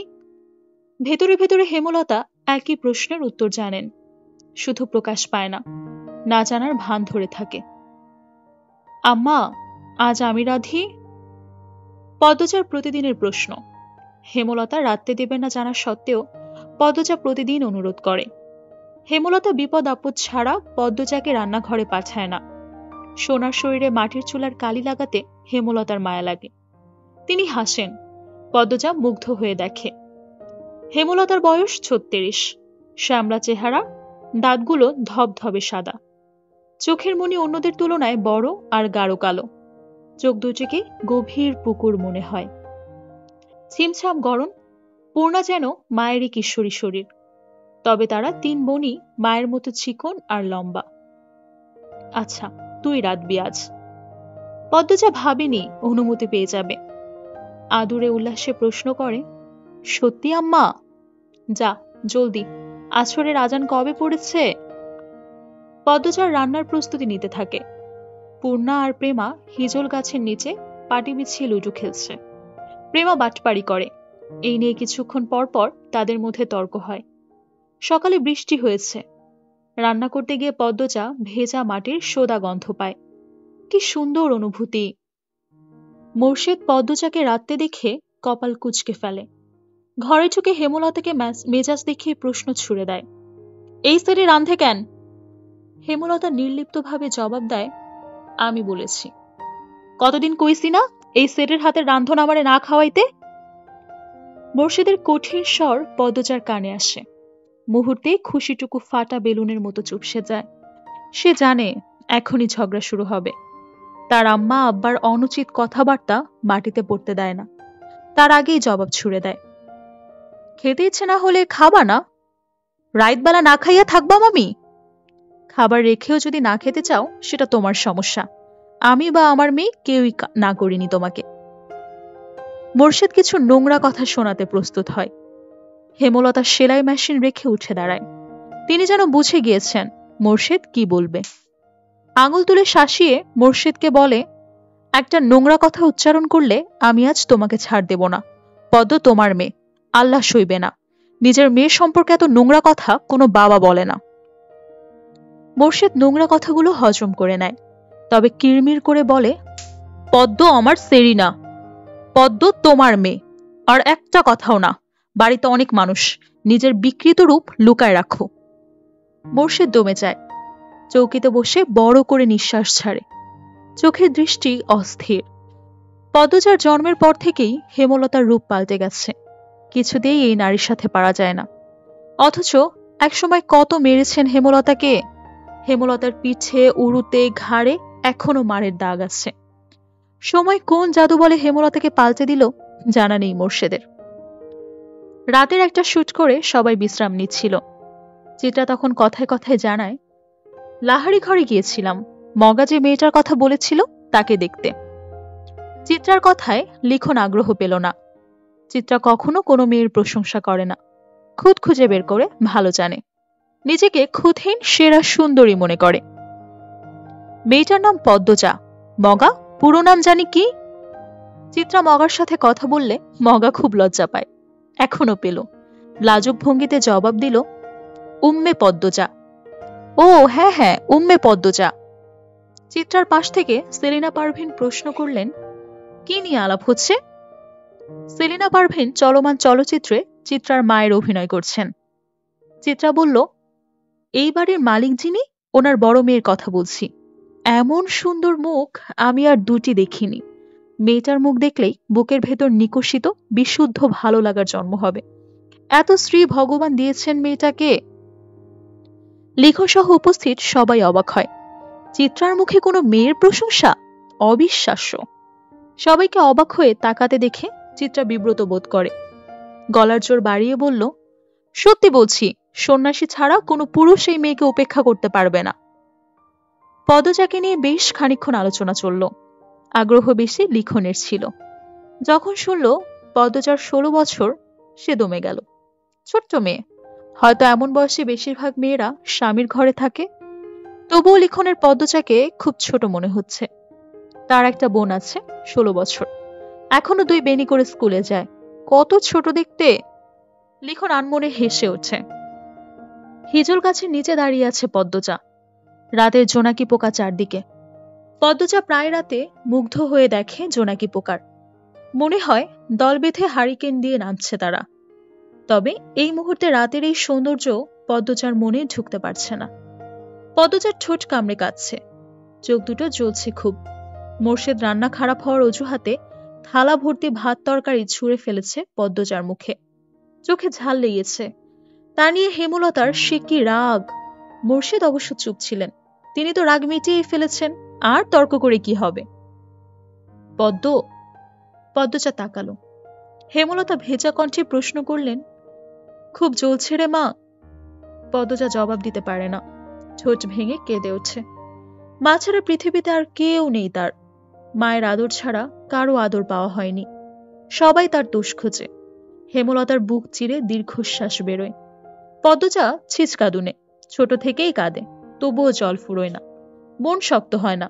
এমন হলে তো চলবে না। পদ্মজার কান্নার বেগ বাড়ে। হেমলতার সদ্য কাটা বড় গাছের বাকি অংশে বসে, চুপ করে পদ্মজার ফোপানো শোনে। পদ্মজা শান্ত হয়ে মায়ের পাশে বসে, তার মাথা নত।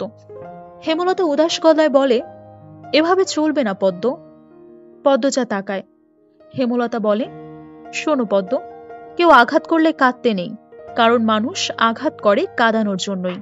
আর যখন উদ্দেশ্য সফল হয় তখন তারা শান্তি পায়। যে আঘাত করলো তাকে কেন শান্তি দিবে?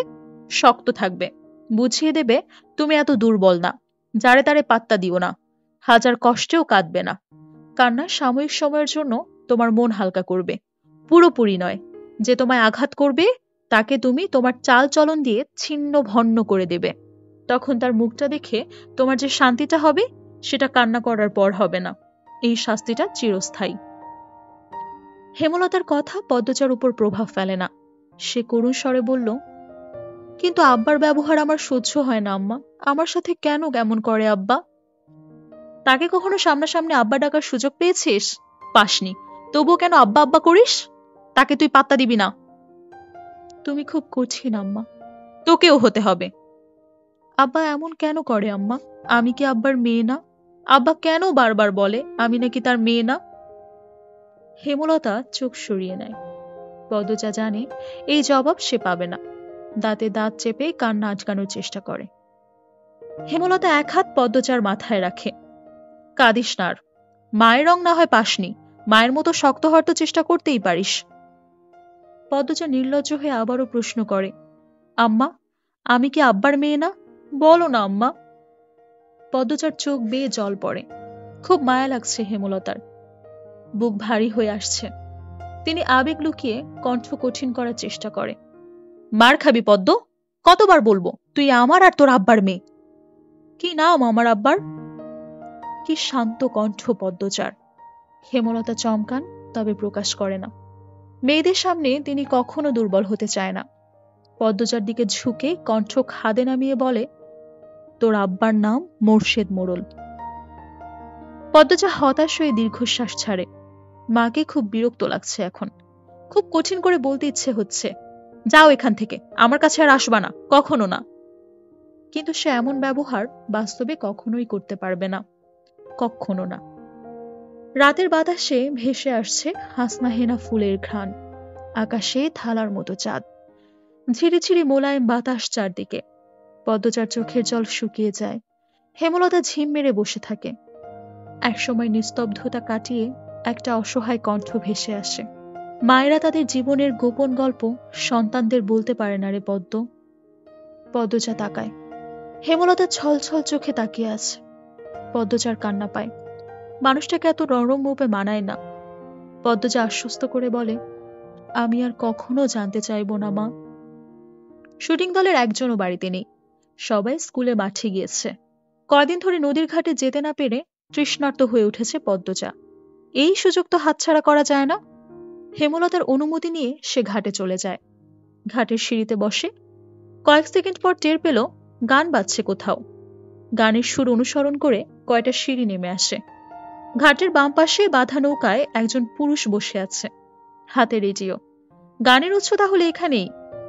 পদ্মচা বিব্রত বোধ করে। উল্টো দিকে ঘুরে ব্যস্ত পায়ে লাহারি ঘরে চলে আসে। পদ্মচা এত দ্রুত ফেরাতে হেমলতা প্রশ্ন করেন, কেউ ছিল? পদ্মচা মাথা নাড়ায়। হেমলতা চিন্তিত স্বরে প্রশ্ন ছড়ে, কিছু বলেছে? দেখতে কেমন? না আম্মা, কিছু বলেনি, আমাকেও দেখেনি। মাথার চুল ঝাঁকড়া, মুখটা খেয়াল করিনি। এইটাই তো লিখুনসা, নায়ক। পূর্ণা পুলকিত হয়ে বলে। হেমলতা আর কিছু বলে না। পূর্ণা সারাক্ষণ শুটিং দলের আশেপাশে ঘোরাঘুরি করে। হেমলতা বিরক্ত হয়ে পূর্ণাকে কড়া নিষেধ করে দিয়েছেন, আর যেন না যায়। যদি যায়, মার একটাও মাটিতে পড়বে না। পূর্ণা ভয় পেয়েছে। কিন্তু লিহসা আর চিত্রাদেবী জুটিটা এত ভালো লাগে তার যে শুটিং না দেখলে দম বন্ধ লাগে। তাই সে চুপিসারে টিনে একটা ছিদ্র করে। হেমলতা সেলাই মেশিন লাহারি ঘরের পেছনের বারান্দায় রেখেছে। সারাক্ষণ সেখানেই থাকে। সে সময় পূর্ণা ছিদ্র দিয়ে উকি দেয়, শুটিং দেখে। পূর্ণাকে সবসময় দেখতে দেখে পদ্মচার আগ্রহ জাগে। সে উকি দেয়। ঝাঁকড়া চুলের মানুষটা একজন অতি সুন্দরী মেয়েকে কোলে তুলে নিয়েছে। দৃষ্টি মোহময়। প্রেমময় গানের সুরধ্বনি বাড়ি জুড়ে। ক্যামেরা ধরে রেখেছেন কেউ কেউ। গানের শুটিং বোধ হয়। পদ্মচা অদ্ভুত অনুভূতি অনুভব করল। লজ্জা পেল, চোখ সরিয়ে নিল। রাতে ঝড় এসেছিল। লাহারি ঘরের পেছনে তৈরি পথ বন্ধ হয়ে গেছে গাছের ভাঙা ডালপালা দিয়ে। মোর্শেদ রাতে বাড়ি ফেরেনি। হেমলতার একার পক্ষে সম্ভব নয় পথটা খালি করার। তাই পদ্মচা পূর্ণা স্কুল থেকে বাড়ির সামনের দিকে ফিরছিল। উঠোনে শুটিং দলের সবাই ছিল। পদ্মচা মাথা নত করে থেমে থেমে কাঁপতে থাকে। পথ যেন শেষই হচ্ছে না। মাথায় ঘোমটা টানা। অনেকের নজরে পদ্মচা চলে আসলো। মিলন নামে একজন পূর্ণাকে ডাকলো, এই পূর্ণা। পূর্ণা দাঁড়ায়, সাথে পদ্মচা। পদ্মচার শুটিং দলটার দিকে তাকায় না। মিলন পদ্মচার দিকে চোখ স্থির রেখে পূর্ণাকে প্রশ্ন করে, পাশের মেয়েটা কে? প্রথম দেখছি। আমার বড় আপা। আপন? মিলন ভারী আশ্চর্য হয়ে বলল, 10 দিন হলো এখানে আসার, কখনো পূর্ণা প্রেমা ছাড়া কোনো মেয়েকেই চোখে পড়ল না, কণ্ঠও শোনা যায়নি। তাই বড় বোন বলাতে সে খুব অবাক হলো। পূর্ণা হেসে বলল, আপন। মিলন বিড়বিড় করে বলল, চেহারার তো মিল নাই। সবাই বলে। আচ্ছা, যাও। দুবোন লাহারি ঘরে চলে আসে। পদ্মচা হাফ ছেড়ে বাঁচে। ভেতরটা এত কাঁপছিল। অনেক মানুষের পা দেখেছে। চোখ তুলে মানুষগুলোর মুখ দেখার সাহস হয়নি। তবে ইচ্ছে হয়েছিল একটু চোখ তুলে তাকাতে। বিকেলে হাজেরা আসলো, সবুর মিয়ার স্ত্রী। সবুর দিনরাত গাঁজা খেয়ে পড়ে থাকে। বউ বাচ্চাদের কোনো খোঁজ রাখে না। হাজেরার বাড়ি ওর বাড়ি এটা ওটা চেয়ে নেয়। এরপর 2 বাচ্চা নিয়ে খায়। পদ্মচার খুব মায়া হয় হাজেরার প্রতি। হাজেরা আসতেই হেমলতা পদ্মচার উদ্দেশ্যে প্রশ্ন ছড়ে, লাউ গাছে কয়টা লাউ দেখেছিস? 9টা আম্মা। পূর্ণা কই? ওরে বল 2টা লাউ হাজেরাকে দিয়ে দিতে, কাঁচামরিচও দিয়ে দিতে বলবি। পদ্মজার মুখে কালো আধার নেমে আসে। হেমলতা পদ্মজার মুখ দেখে বুঝতে পারেন পূর্ণা বাড়িতে নেই। টিভি দেখতে গেছে, তাই না? পদ্মজাকে দ্বিধাগ্রস্ত হতে দেখা যায়। বিব্রতভাবে বলে, আম্মা আমাকে বলে গেছে। তুই ওর অভিভাবক? একটু শরীরটা খারাপ লাগছে বলে শুইছি, অমনি সুযোগটা লুটে নিছে। আম্মা, আমার দোষ, পূর্ণারে কিছু বলো না। পদ্মজার ভেজা কণ্ঠ হেমলতার রাগ উড়িয়ে নেয়। তিনি অন্যদিকে মুখ করে শুয়ে বলে, হাজেরারে নিয়ে যা, ঘুমটে টেনে যাবি, বেগুন বেশি হলে কয়টা দিয়ে দিস। পদ্মজার মন ভরে গেল। তার মা এত বেশি উদার, কখনো কাউকে ফিরিয়ে দেয় না। সামর্থ্যের মধ্যে আরো বেশি কিছু দেওয়ার মতো থাকলে তিনি কার্পণ্যও করেন না। তবে হাজেরার স্বভাব অভাবে নষ্ট হয়েছে, চুরি করার প্রবণতাও আছে তার, তাই পদ্মজাকে যেতে বললেন। উঠোনের এক কোণে এবং লাহারি ঘরের ডান পাশে লাউয়ের মাচা। 9টা লাউ ঝুলে রয়েছে, তরতাজা টাটকা সবুজ পাতা নজর কাড়ে। পদ্মজা বাড়ির দিকে তাকালো না, একটা লাউ হাজেরার হাতে দিয়ে বলল, কি দিয়ে রাঁধবা? জানি না গো পদ্ম, গিয়া দেহি, মাছ মিলানি যায়নি। তোমার ছেলেটার ঠান্ডা কমছে? পদ্মজা কাঁচামরিচ ছিঁড়ে হাজেরার আঁচল ভরে দেয়। হাজেরা গুনগুন করে কাঁদছে আর বলছে, স্যারাটা সারাদিন মাড়িতে পইরা থাহে একলা একলা, রাইত হইলে জ্বরে কাঁপে, দম ফালাইতে পারে না। ডাক্তার দেখাচ্ছ না কেন? টেহা লাগবো না, কই পামু? তুমি মাতব্বর বাড়িতে যেও, শুনেছি ওনারা খুব দান খয়রাত করে। হাজেরা বাধ্যের মতো মাথা নাড়ায়। বেগুন গাছ বাড়ির পেছনে। পদ্মজা বাড়ির পেছনে সাবধানে আসে। মনে মনে ভাবছে, হাজেরার ছেলে সুস্থই আছে, সকালে সে দেখেছে। হাজেরা মিথ্যা বলছে। মানুষের খুব অভাব পড়লে বুঝি এমনই হয়। এত সবজি আছে, টমেটো নেই, পাওয়া যাবে? পরিষ্কার সহজ গলায় বলা পুরুষালী কণ্ঠটি পদ্মজাকে মৃদু কাঁপিয়ে তোলে। ঘুরে তাকায়। লিখনকে দেখে বিব্রত বোধ করে। কারো সামনে নিজের অস্বস্তি প্রকাশ করা উচিত নয়। কথাটি হেমলতা বলেছেন। পদ্মজা হাসার চেষ্টা করল। জবাব দিল, এই বর্ষাকালে টমেটো কোথায় পাবেন? বর্ষাকালে টমেটো চাষ হয় না। টমেটো শীতকালীন ফসল, গ্রীষ্ম বর্ষাতেও তো পাওয়া যায়। পদ্মজা অস্বস্তি লুকিয়ে রাখতে পারছে না। স্কুলের শিক্ষক আর খুব আপন মানুষগুলো ছাড়া কোনো পরপুরুষের সাথে তার কখনোই কথা হয়নি। লিখনের সাথে কথা বলতে গিয়ে তার জবান বন্ধ হয়ে যায়। সে চুপচাপ বেগুন বুঝিয়ে দিল হাজেরাকে।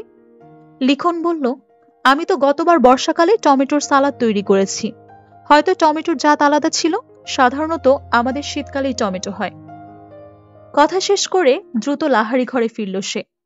মনে হচ্ছে পরপুরুষের সাথে কথা বলে ঘোর পাপ হয়ে গেছে। ঘরে ঢুকে ঢক ঢক করে 2 গ্লাস পানি খায়। হেমলতা ঘুমাচ্ছে, নয়তো পদ্মজার মুখ দেখে নির্ঘাত বুঝে যেত কিছু একটা ঘটেছে। পদ্মজা ভক্তি নিয়ে আল্লাহ তাআলার প্রতি শুকরিয়া আদায় করে।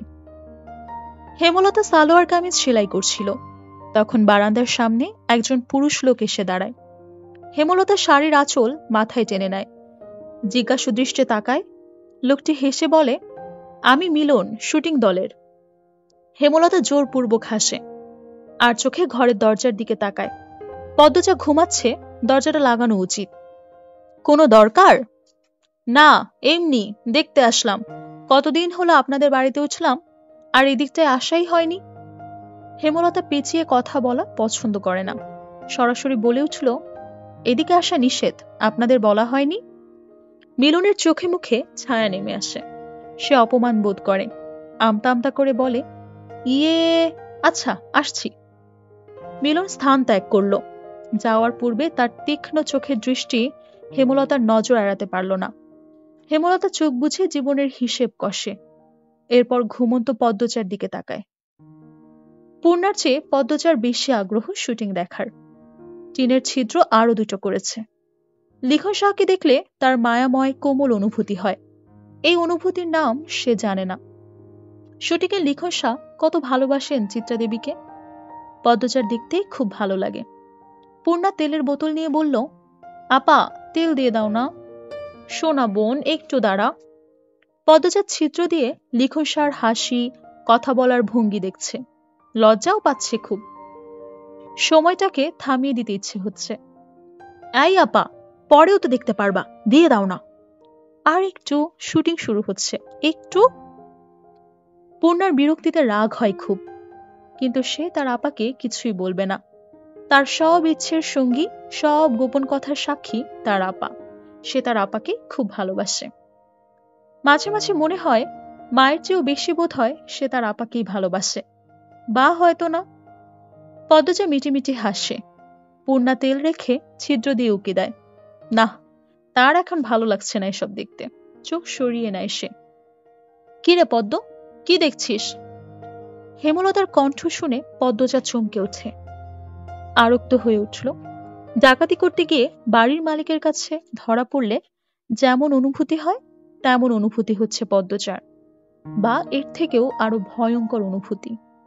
হেমলতার দৃষ্টি টিনের ছিদ্রে গেল। সাথে সাথে পদ্মজা অনুভব করল তার পায়ের নিচের মাটিটা কাঁপছে। পূর্ণা ভয়ার্ত চোখে একবার মাকে আর একবার বোনকে দেখছে। ছিদ্রের গুরু তো সে নিজে। হেমলতা তীক্ষ্ণ দৃষ্টি মেলে দুই মেয়েকে দেখে। 3টা ছিদ্র দেখতে পায়। এরপর দৃষ্টি শীতল করে বলে, শুটিং দেখছিলে? পদ্মজা বাধ্যের মতো মাথা ঝাঁকায়। হেমলতার রাগ হলো না। তিনি চৌকিতে বসে প্রশ্ন ছুড়লেন, ছিদ্রের বুদ্ধি পূর্ণার? প্রশ্নটা শুনে পূর্ণার গলা শুকিয়ে আসলো। 1 ফোঁটা পানি দরকার, নয়তো দম বেরিয়ে যাবে। পদ্মজা চৌকিতে চোখ তুলে তাকায়। অসহায় কণ্ঠে বলে, আম্মা, আর হবে না, পূর্ণাকে কিছু বলো না, ওর দোষ নাই। আমি। হেমলতা পদ্মজাকে কথা শেষ করতে দেয় না। প্রেমাকে ডেকে জিজ্ঞেস করে, প্রেমা, তোর আব্বা কই? উঠানে গিয়ে বল আমি ডাকছি। প্রেমা ছুটে যায়, আবার ছুটে আসে। হেমলতা বারান্দা পার হয়ে চুলার দিকে এগোয়। তখন মোর্শেদ আসে। কি হয়েছে, ডাকো ক্যারে? লাহারি ঘরে একটা জানালা করে দাও, মেয়েদের চৌকির পাশে। খাট আছে মুরগির খোপের কাছে। কি জন্য? আমি চাইছি তাই, না পারলে বলো অন্য কাউরে ডাকবো। তেরা কথা কন ছাড়ো, আমার তোমার সাথে ভালো করে কথা বলতে ভালো লাগে না। লাগবো ক্যারে? তোমার তো আমারে পছন্দ না, তোমার পছন্দ বিলাই সোহা ব্যাডা স্যারারে। অহেতুক কথা বলো না। মাসের পর মাস কোথায় থাকো তা আমার অজানা নয়। রোগে ধরলেই লতার কথা মনে পড়ে। মোর্শেদ মিনিট খানেক রাগ নিয়ে তাকিয়ে থাকে। মোর্শেদ ঘণ্টাখানেক সময় নিয়ে 2 ফুট উচ্চতার জানালা করে। পদ্মজা, পূর্ণা হতবাক, সেই সাথে খুব খুশি। হেমলতা ছোট পর্দা টানিয়ে দেয়। রুম থেকে বাহিরে দেখা যায়, কিন্তু জানালার ওপাশে কে আছে বাহির থেকে সেটা দেখা যায় না। সন্ধ্যা মুহূর্তে শুটিং শুরু হয়। পদ্মজা, পূর্ণা, প্রেমা চৌকিতে বসলো চিরা নিয়ে। তাদের চোখে মুখে খুশির ঝিলিক। হেমলতা তা দেখে মৃদু হাসে। বড় মেয়ে দুটো কখনো মুখ ফুটে শখ আহ্লাদের কথা বলে না। না বলা সত্ত্বেও অনেকবার 2 বোনের ইচ্ছে পূরণ করেছেন তিনি। আর কিছু ইচ্ছে বুঝতে পারলেও পূরণের সামর্থ্য হয়নি হেমলতার। হেমলতা ঘরের বাইরে যেতেই পূর্ণা বলে, আমাদের মায়ের মতো সেরা মেয়ে আর কেউ না, তাই না আপা?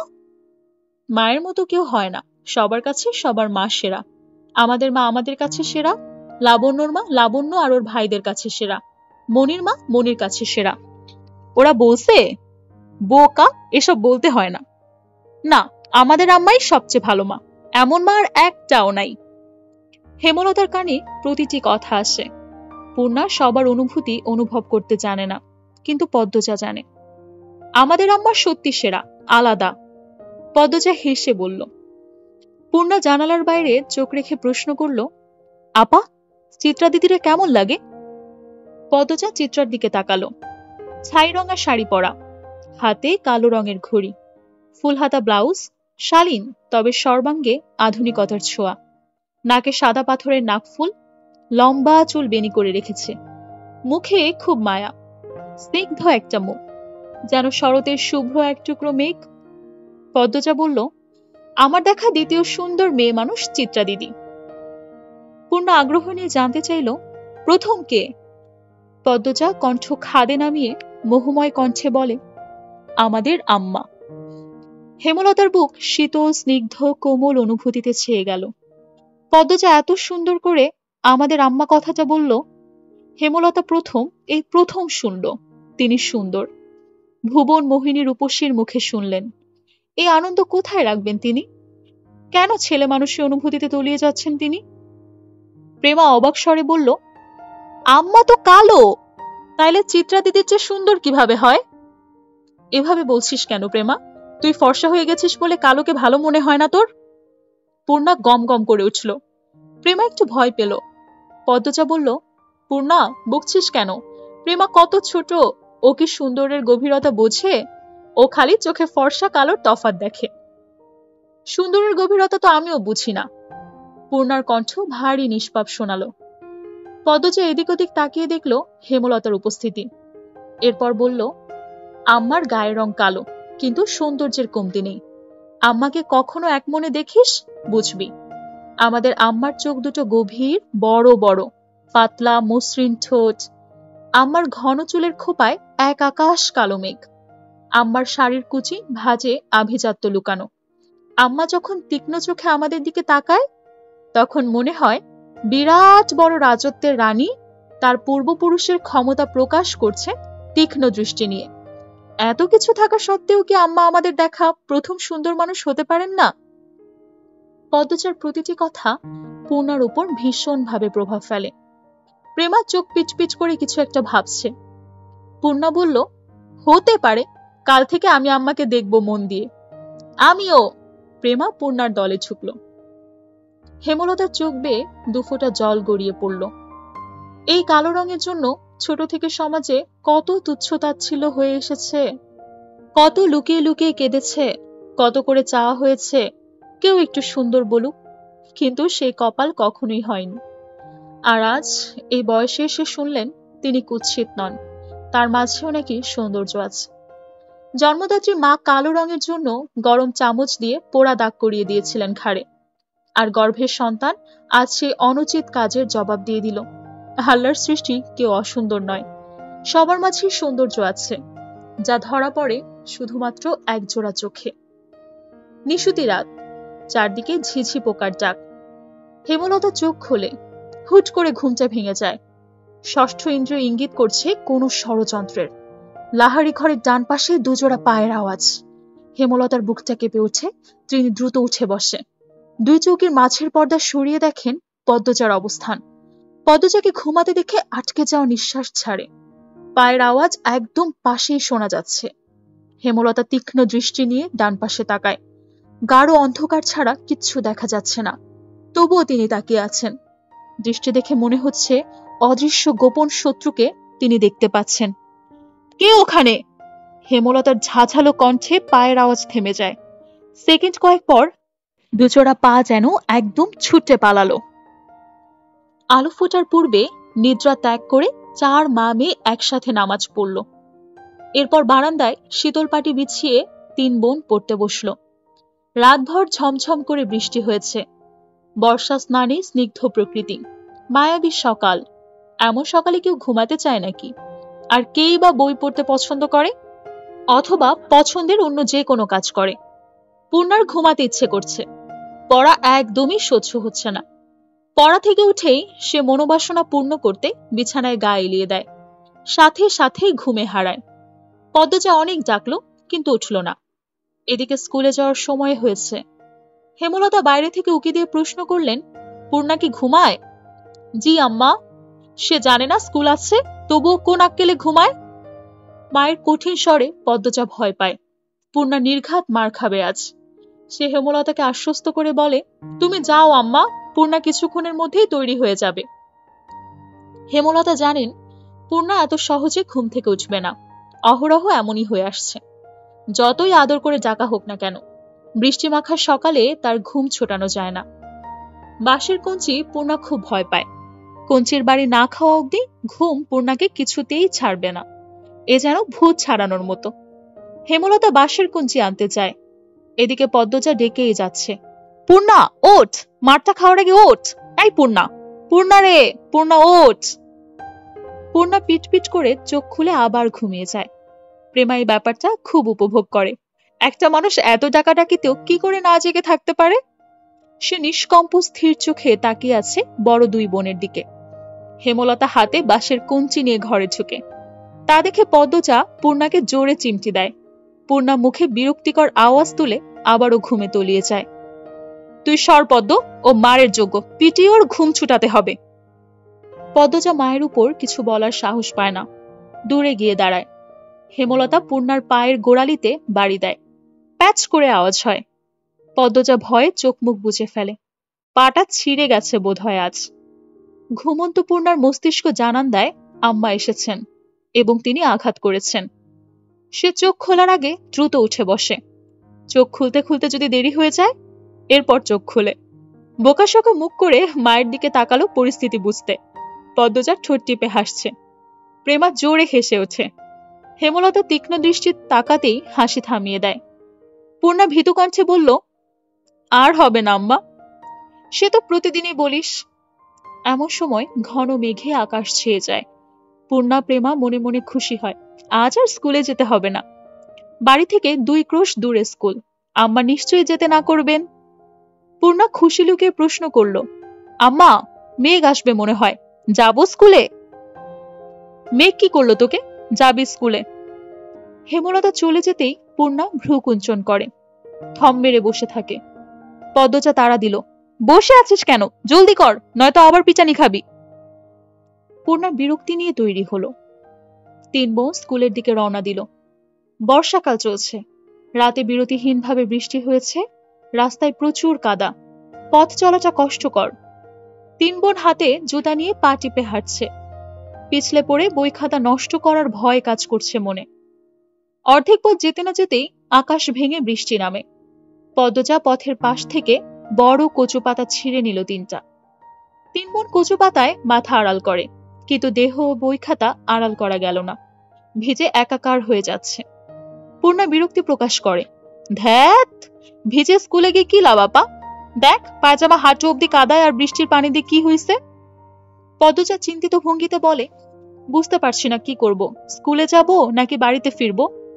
আপা চল বাড়িতে চলে যাই, প্রেমা বলল। পদ্মজা ভাবল, এরপর 2 বোনকে বলল, ভিজে তো কতবারই গেলাম, আজও যাই, সমস্যা কি। অগত্যা স্কুলেই যেতে হলো। স্কুল ছুটির আগেও বৃষ্টি পুরোপুরি থামেনি। তখন গুড়ি গুড়ি বৃষ্টি পড়ছিল। বৃষ্টিতে ভিজে ভিজেই বাড়ি ফেরার পথ ধরল 2 বোন। প্রেমার 1 ঘন্টা আগে ছুটি হয়েছে। পদ্মজা নিচু কণ্ঠে জিজ্ঞেস করলো, আব্বা আসছিস স্কুলে? আসছিল, প্রেমারে নিয়ে গেছে, তোর সাথেও তো দেখা করলো। পদ্মজার গলাটা করুণ শোনালো। পূর্ণার মন খারাপ হয়। আব্বা কেন তারা তো ভালো আপাকে ভালোবাসে না? পূর্ণা পড়ে যাবি, সাবধানে হাঁট। পদ্মজা সাবধান বাণী দিতে দিতে পূর্ণা ধপাস করে কাদামাটিতে পড়ে যায়। পদ্মজা আতকে উঠে। পূর্ণার পা নিমিষে ব্যথায় টনটন করে ওঠে। পদ্মজা পূর্ণাকে তোলার চেষ্টা করে। পদ্মজাকে আঁকড়ে ধরে উঠতে পারছে না পূর্ণা। কাদো কাদো হয়ে পদ্মজাকে বলে, আপা পা ভেঙে গেল মনে হয়, কি ব্যথা করছে। মুচকেছে বোধ হয়, ঠিক হয়ে যাবে, ওঠার চেষ্টা কর, আমার গলা ধরে চেষ্টা কর। গ্রামের পথ, গুড়ি গুড়ি বৃষ্টি, পথে কেউ নেই। গৃহস্থরা ভাত ঘুম দিয়েছে। সামনে বিল, থই থই জল, তার পাশে ক্ষেত, ডানে বামে কাদামাটির পথ, পেছনে ঝোপঝাড়। পদ্মজা সাহায্য করার মতো আশেপাশে কাউকে দেখতে পায় না। পূর্ণা পা সোজা করার শক্তি পায় না, পায়ে প্রচন্ড ব্যথা। ঠোঁট কামড়ে কাজ শেষে।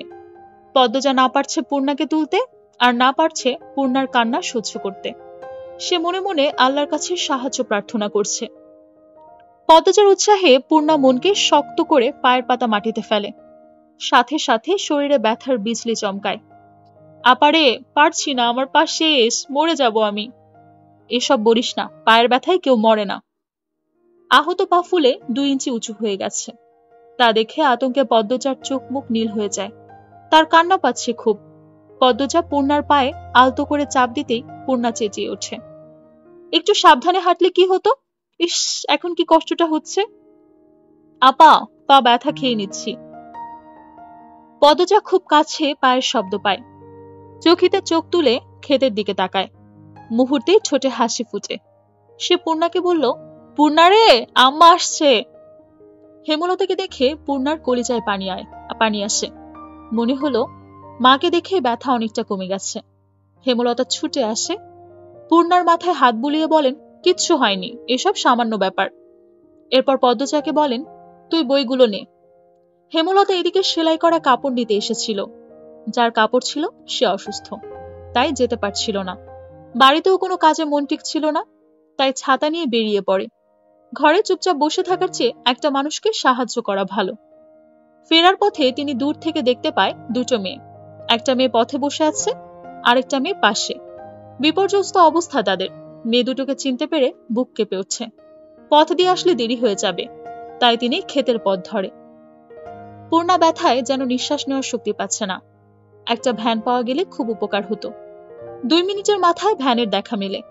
অনেক দূরে ভ্যানের অবস্থান। ভ্যানে চিত্রা, লিখন সহ আরো দুজন। তারা মাতব্বর বাড়িতে গিয়েছিল। যখন কাছাকাছি ভ্যানের অবস্থান, তখন চিত্রা পদ্মজা আর তার মা বোনকে দেখল। উদ্বিগ্নতা নিয়ে ভ্যান থামাতে বলে। লিখনের নজরে ব্যাপারটা আসতেই সে তাড়াহুড়ো করে ভ্যান থেকে নেমে যায়। চিত্রা আগে আগে এগিয়ে আসে, চোখ মুখে আতঙ্ক নিয়ে বলল, পূর্ণার কি হয়েছে? পদ্মজা বলল, কাদায় পড়ে পা মুচকে গেছে। হেমলতা, চিত্রা, পদ্মজা এবং পূর্ণাকে তুলে নিয়ে লেখন সহ বাকি দুজন সহকর্মী ভ্যান ছেড়ে দিল। তারা হেঁটেই বাড়ি ফিরবে। পা ব্যথা অনেকটা কম লাগছে। 2টি বালিশের উপর পা রাখা। ব্রেস নেই বিধায় ব্রেসের মতো কাপড় বেঁধে দিয়েছেন হেমলতা। যা ব্যথা পেয়েছে, কয়দিন বোধহয় স্বাভাবিকভাবে হাঁটতে পারবে না। হেমলতা মুখ তুলে খাইয়ে দিলেন। এরপর বললেন, এবার খুশি? স্কুলে যেতে হবে না, কাজ করতে হবে না, সকালে উঠে পড়তে বসতে হবে না। পূর্ণা রাজ্যের দুঃখ নিয়ে বলল, সবই ঠিক আছে, কিন্তু আমি টিভি দেখতে যাব কিভাবে? কোনো সাড়া না পেয়ে পূর্ণা বুঝতে পারল সে মুখ ফসকে ভুল জায়গায় ভুল কথা বলে ফেলেছে। সে বিব্রত হয়ে উঠল, ঢোক গিলল। এরপর কাচুমিচু হয়ে মিয়ে যাওয়া গলায় বলল, মোটেও খুশি হই নাই। বিকেলে মগা এসে জানালো মুন্নার বাপ খুন হয়েছে। কথাটা শোনার সাথে সাথে উপস্থিত সকলের মাথায় যেন বজ্রপাত পড়ল। পঙ্গু, ভিক্ষুক, অসহায় মানুষটাকে কে মারলো? এমন মানুষেরও শত্রু থাকে? এমনই শত্রু যে একদম মেরে ফেললো? হেমলতা শ্বাসরুদ্ধকর কণ্ঠে প্রশ্ন ছুড়লেন, কখন? মগা বলল, দুপুরের কথা। দুপুর 2টো কি 3টায় গ্রামবাসী জানতে পারে এই ঘটনা। আস্তে আস্তে সব গ্রামে খবর যাচ্ছে। লাশ নোয়াপাড়ায় ধান খেতে পাওয়া গেছে। মুন্নার আত্মীয় বলতে কেউ নেই। দুঃসম্পর্কে যারা আছে তারা মুন্নার দায়িত্ব নিতে চাইল না। মাতব্বর মুন্নার ভার নিতে চেয়েছিলেন, কিন্তু মুন্না পদ্মজাদের বাড়ি থাকতে চায়। হেমলতা সানন্দে নিয়ে আসে মুন্নাকে। এখন থেকে মুন্না এই বাড়ির ছেলে। পদ্মজা, পূর্ণা খুব খুশি হলো। খুশি হলো না প্রেমা। মুন্না হচ্ছে প্রেমার সমবয়সী। প্রেমা ভাবছে তার আদরের ভাগ বসাতেই মুন্না এসেছে। হেমলতা ব্যাপারটা বুঝতে পারে। পদ্মজাকে বলে, প্রেমার পছন্দ হচ্ছে না মুন্নাকে।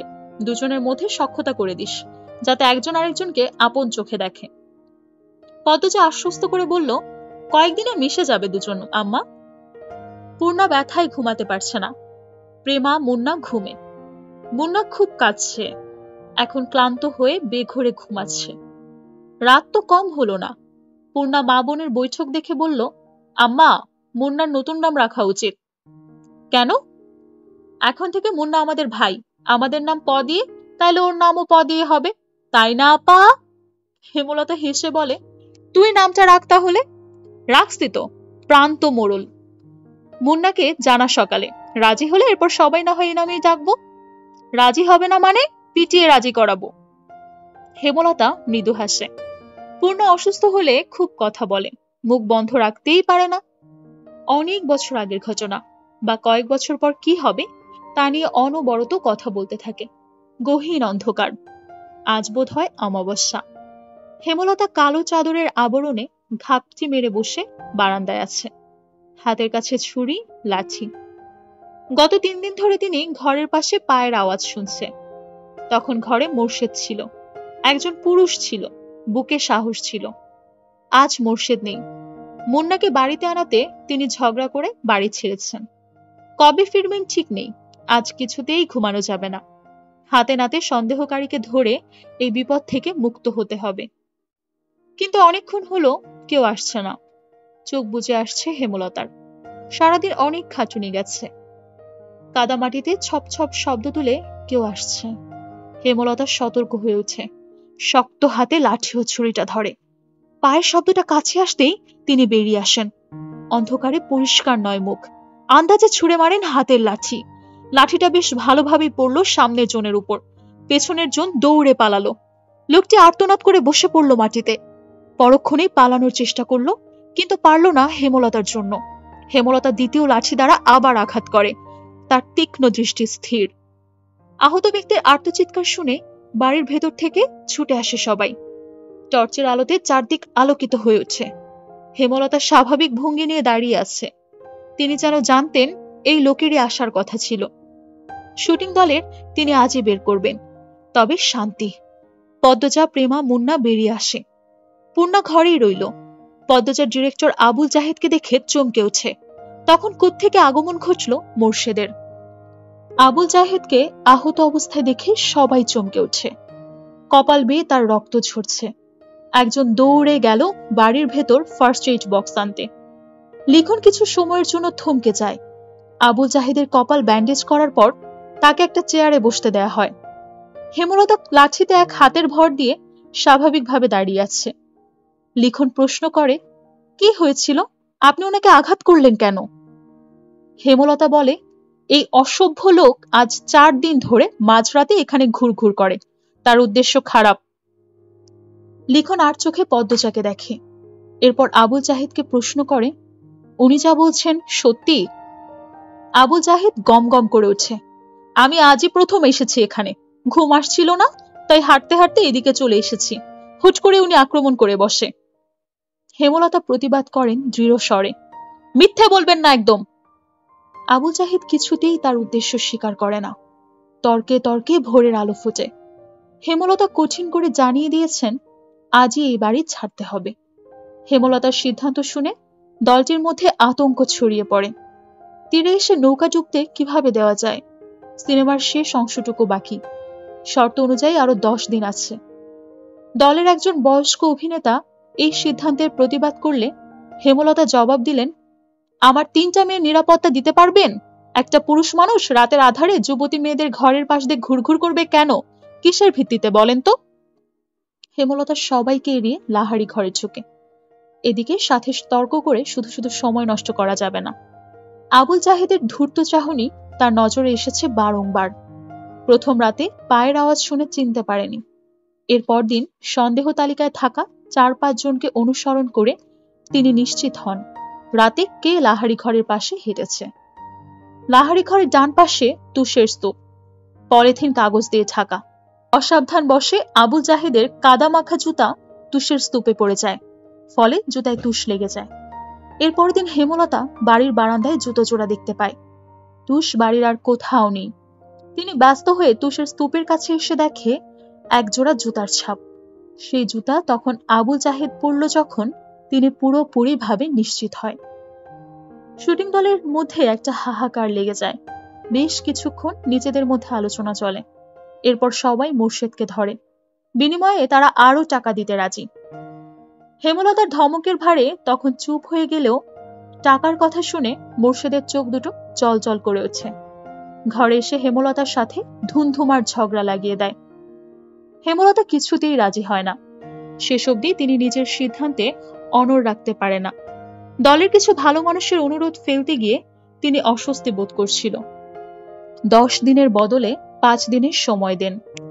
হেমলতা স্বস্তির নিঃশ্বাস ফেলে। ভাগ্যিস কোনো ঘটনা ঘটার আগেই ব্যাপারটা খোলাসা হয়েছে। বেশ গরম পড়েছে আজ। মুন্নাকে পাশে নিয়ে পদ্মজা পাটিতে বসে আছে। মনোযোগ দিয়ে মুন্নাকে শিখাচ্ছে কাকে কি ডাকতে হবে। আমায় ডাকবি বড় আপা, পূর্ণাকে ছোট আপা, আর প্রেমা তো তোর সমান, তাই প্রেমা ডাকবি। দুজন মিলেমিশে থাকবি, বুঝেছিস? হ, বুঝছি। আম্মাকে তুইও আম্মা বলে ডাকবি। আমাদের আম্মা আব্বা আজ থেকে তোরও আম্মা আব্বা, বুঝছিস? মুন্না বিজ্ঞ স্বরে বলল, হ, বুঝছি। হেমলতা রান্না রেখে উঠে আসে। মুন্নাকে বলে, শুদ্ধ ভাষায় কথা বলবি, তোর পদ্ম আপা যেভাবে কথা বলে। কই আমনে? পদ্মজা বলল, কই আমনে না, বল আচ্ছা বলবো। মুন্না বাধ্যের মতো হেসে বলে, আচ্ছা বলবো। হেমলতা হেসে চলে যায়। পূর্ণা রুম থেকে মুন্নাকে ডাকে। মুন্না রে, হ সুডু আপা। পদ্মজা মুন্নার গালে আলতো করে থাপ্পড় দিয়ে বলল, বল জি ছোট আপা। মুন্না পদ্মজার মতো করেই বলল, জি ছোট আপা। পদ্মজা হাসে। পূর্ণা মৃদু হেসে বলে, তোর নাম পাল্টাতে হবে, আমি তোর নতুন নাম রেখেছি। ক্যারে, নাম পাল্টাইতাম ক্যারে? পদ্মজা কিছু বলার আগে মুন্না প্রশ্ন করল, আইসা এই কথাটা কেমনে কইতাম? পদ্মজা হেসে কপাল চাপড়ে, এই ছিল তো আঞ্চলিক ভাষায় বুধ হয়ে আছে। পূর্ণা বলল, তুই এখন আমাদের ভাই, আমাদের নামের সাথে মিলিয়ে তোর নাম রাখা উচিত। কি উচিত না? মুন্না দাঁত কেলিয়ে হেসে সায় দিল, হ, এজন্যই তোর নাম পাল্টাতে হবে। আজ থেকে তোর নাম প্রান্ত মোড়ল। সবাইকে বলবি এটা, মনে থাকবে? হ, মনে রাখাম। বল, আচ্ছা মনে রাখবো। আচ্ছা মনে রাখবো। দুপুর গড়াতেই হাজেরা আসে। সাথে নিয়ে এসেছে বানোয়াট গল্প আর বিলাপ। ইশারা ইঙ্গিতে সে লাউ চাইছে। মোর্শেদ গতকাল সব লাউ বাজারে তুলেছে, গাছে আর একটা ছিল। ঘরে চিংড়ি মাছ আছে, প্রান্ত লাউ দিয়ে চিংড়ি খাবে বলে ইচ্ছা প্রকাশ করেছে। হেমলতা হাসি মুখে শেষ লাউটা নিয়ে এসেছে। এখন আবার হাজেরারও চাই। কেউ কিছু চাইলে হাতে থাকা সত্ত্বেও হেমলতা ফিরিয়ে দেয় না, আজও দিল না। তিনি হাজেরাকে হাসি মুখে লাউ দিয়ে দিল। হাজেরা সন্তুষ্টি প্রকাশ করে সেখান থেকে চলে গেল। পদ্মজা মায়ের দিকে অসহায় চোখে তাকায়। প্রান্ত এই বাড়িতে এসে প্রথম যা চাইল তাই পেল না। মনের উপর নেতিবাচক প্রভাব পড়বে না তো? হেমলতা পদ্মজার দৃষ্টি বুঝেও কিছু বলে না। প্রান্তকে ডেকে কোলে বসায়। ছেলেটাকে দেখতে বেশ লাগছে। দুপুরে তিনি নিজে গোসল করিয়েছেন। মনে হয়েছে কোনো ময়লার স্তূপ পরিষ্কার করা হচ্ছে। জন্মদাতার মৃত্যু প্রান্তের উপর বিন্দুমাত্র প্রভাব ফেলে না, এজন্য কেউই অবাক হয় না। বাপ ছেলে শুধু রাতেই একসাথে থাকা হতো। অনেক রাত প্রান্ত একাই থেকেছে। এইটুকু ছেলে কত রাত ভয় নিয়ে কাটিয়েছে। হেমলতা আদুরে কণ্ঠে বলে, একটা গল্প শোনাই, শুনবি? হুনাও। পদ্মজা প্রান্তের ভাষার ভুল ধরিয়ে দিল। হুনাও না, বল শোনাও আম্মা। প্রান্ত মাথা কাত করে। এরপর হেমলতাকে বলল, শোনাও আম্মা। আম্মা ডাকটা শুনে হেমলতা বুকে বিশুদ্ধ ভালো লাগায় ছেয়ে গেল। তিনি কণ্ঠে ভালোবাসার ছেলে বলে, আমাদের একদিন মরতে হবে, জানিস তো? হ। জান্নাত জাহান্নামের কথা কখনো কেউ বলেছে? প্রান্ত মাথা দুই পাশে নাড়ায়। কেউ শোনায়নি কখনো। হেমলতা এমনটাই সন্দেহ করেছিলেন। প্রান্ত এই সম্পর্কে কিছুই জানে না। তিনি ধৈর্য নিয়ে সুন্দর করে জান্নাত জাহান্নাম সবকিছুর বর্ণনা দিলেন। জান্নাতের বর্ণনা শুনে প্রান্তের চোখ দুটি জল জল করে ওঠে। প্রশ্ন করল হাজারটা। হেমলতাকে জানায় সে জান্নাতে যেতে চায়, জাহান্নামে যেতে চায় না। হেমলতা বলে, আচ্ছা এখন গল্পটা বলি, মন দিয়ে শুনবি। প্রান্ত মাথা কাত করে হ্যাঁ সূচক সম্মতি দিল। হেমলতা বলতে শুরু করে, একজন মহিলা একা থাকতো বাড়িতে। না, দুটি ছেলে মেয়ে আছে, খুব ছোট ছোট, খুব অভাব তাদের। ছোট্ট একটা জায়গায় মাটির ঘর। ঘরের সামনে শখ করে একটা লাউ চারা লাগায়। লাউ গাছ বড় হয়, লাউ পাতা হয়। এই লাউ পাতা দিয়ে দিন চলে যায় তার। কখনো সিদ্ধ করে খায়, নুন মরিচ পেলে শাক রেঁধে খায়। তো একদিন একজন ভিক্ষুক মহিলা আসে। ভিক্ষুক মহিলাটি 2 দিন ধরে খায় না। লাউ গাছে লাউ পাতা দেখে খেতে ইচ্ছে করে। লাউ গাছের মালিক যে মহিলাটি, তাকে ভিক্ষুক বলে লাউ পাতা দিতে, রেঁধে খাবে। খুব অনুনয় করে বলে। মহিলাটির মায়া হয়। ভিক্ষুক মহিলাকে কথা শোনাতে শোনাতে কয়েকটা লাউ পাতা ছিঁড়ে দেয়। তার কয়েকদিন পর লাউ গাছের মালিক যিনি, তিনি মারা যায়। গ্রামবাসী সহ মসজিদের ইমাম মিলে দাফন করে। বুঝছিস তো প্রান্ত? হ। প্রান্ত মনোযোগ দিয়ে শুনছে। সে খুবই মনোযোগী শ্রোতা। হেমলতা বাকিটা শুরু করে। গ্রামের ইমাম একদিন স্বপ্ন দেখেন যে মহিলাটিকে তিনি দাফন করেছেন তার চারপাশে আগুন দাউ দাউ করে জ্বলছে, কিন্তু তার গায়ে আঁচ অব্দি লাগছে না। মহিলাটিকে ঘিরে রেখেছে লাউ পাতা, যার কারণে আগুন ছুঁতে পারছে না। ওই যে তিনি একজন ভিক্ষুককে নিজের একবেলা খাবারের লাউ পাতা দান করেছিলেন, সেই লাউ পাতা তাকে কবরের শাস্তি থেকে বাঁচাচ্ছে। জাহান্নাম থেকে বাঁচতে আমাদের অনেক ইবাদত করা উচিত। তার মধ্যে একটি হলো দান। সামর্থ্য অনুযায়ী দান করা উচিত। কাউকে ফিরিয়ে দেওয়া উচিত না। বোঝা গেছে? বুঝছি, আমি দান করাম। করবি তো, অনেক বড় হবি জীবনে, আর অনেক দান খয়রাত করতে হবে। আচ্ছা, এখন যদি কোনো অভাবী এসে বলে তোর লাউটা দিয়ে দিতে, তুই কি করবি? প্রান্ত গম্ভীর হয়ে ভাবে, এরপর বলে, দিয়া দিয়া। একটু আগে একজন মহিলা আসছিল, দেখছিস তো? হ্যাঁ, দেখছি তো। সে খুব গরিব, বাড়িতে বাচ্চা আছে ছোট। এসে বলল লাউ দিতে, তাই তোর লাউটা দিয়ে দিয়েছি। এজন্য কি এখন তোর মন খারাপ হবে? লাউটা তুমি দিছো, তাহলে তোমারে আগুন থাইকা বাঁচাইবো। লাউটা আমি দিলেও তোর জন্য ছিল। তুই এখন খুশি মনে মেনে নিলে লাউটা তোকে আগুন থেকে বাঁচাবে। হেমলতার কথায় প্রান্ত খুব খুশি হয়। পরপরই মুখ গম্ভীর করে প্রশ্ন করে, একটা লাউ কেমনে বাঁচাইবো আমারে? প্রান্তর নিষ্পাপ কণ্ঠে প্রশ্নটা শুনে হেমলতা, পদ্মজা, পূর্ণা হেসে ওঠে। পদ্মজা বলে, কয়টা পাতা অনেকগুলো হয়ে মহিলাটিকে বাঁচিয়েছিল, তেমন একটা লাউ অনেকগুলো হয়ে তোকে বাঁচাবে। প্রান্ত একটার পর একটা প্রশ্ন করেই যাচ্ছে। হেমলতা হেসে হেসে তার উত্তর দিচ্ছেন। পদ্মজার হুট করেই প্রান্তের থেকে চোখ সরে হেমলতার উপর পড়ে। মা হাসলে সন্তানের বুকে যে আনন্দের ঢেউ ওঠে তা কি জানেন? পদ্মজার আদর্শ তার মা, সে তার মায়ের মতো হতে চায়। 5 দিন শেষ। শুটিং দলের মধ্যে খুব ব্যস্ততা, সবকিছু গোছানো হচ্ছে। 5 দিনে তাড়াহুড়ো করে শুট শেষ করা হয়েছে। লিখন উঠানে চেয়ার নিয়ে বসে আছে। চিত্রা এসে তার পাশে বসলো। কাশির মতো শব্দ করলো লিখনের মনোযোগ পেতে। লিখন তাকালো, ম্লান মুখে প্রশ্ন করলো, সব গোছানো শেষ? হ্যাঁ শেষ, তুমি তো কিছুই গোছাওনি। বিকালে রওনা দেব, আমার আর কি আছে গোছানোর? দুপুরেই শেষ করে ফেলবো। মন খারাপ? লিখন কিছু বলল না। লাহারি ঘরের দিকে তাকালো। দৃষ্টিতে শূন্যতা, কিছু ফেলে যাওয়ার বেদনা। বুকের বাঁ পাশে চিনচিন করে ব্যথা। চিত্রা হাত ঘড়ি পড়তে পড়তে বলল, ছোট বোনের সমান বলে ঠোঁট বাঁকিয়েছিলে, এখন তার প্রেমেই পড়লে?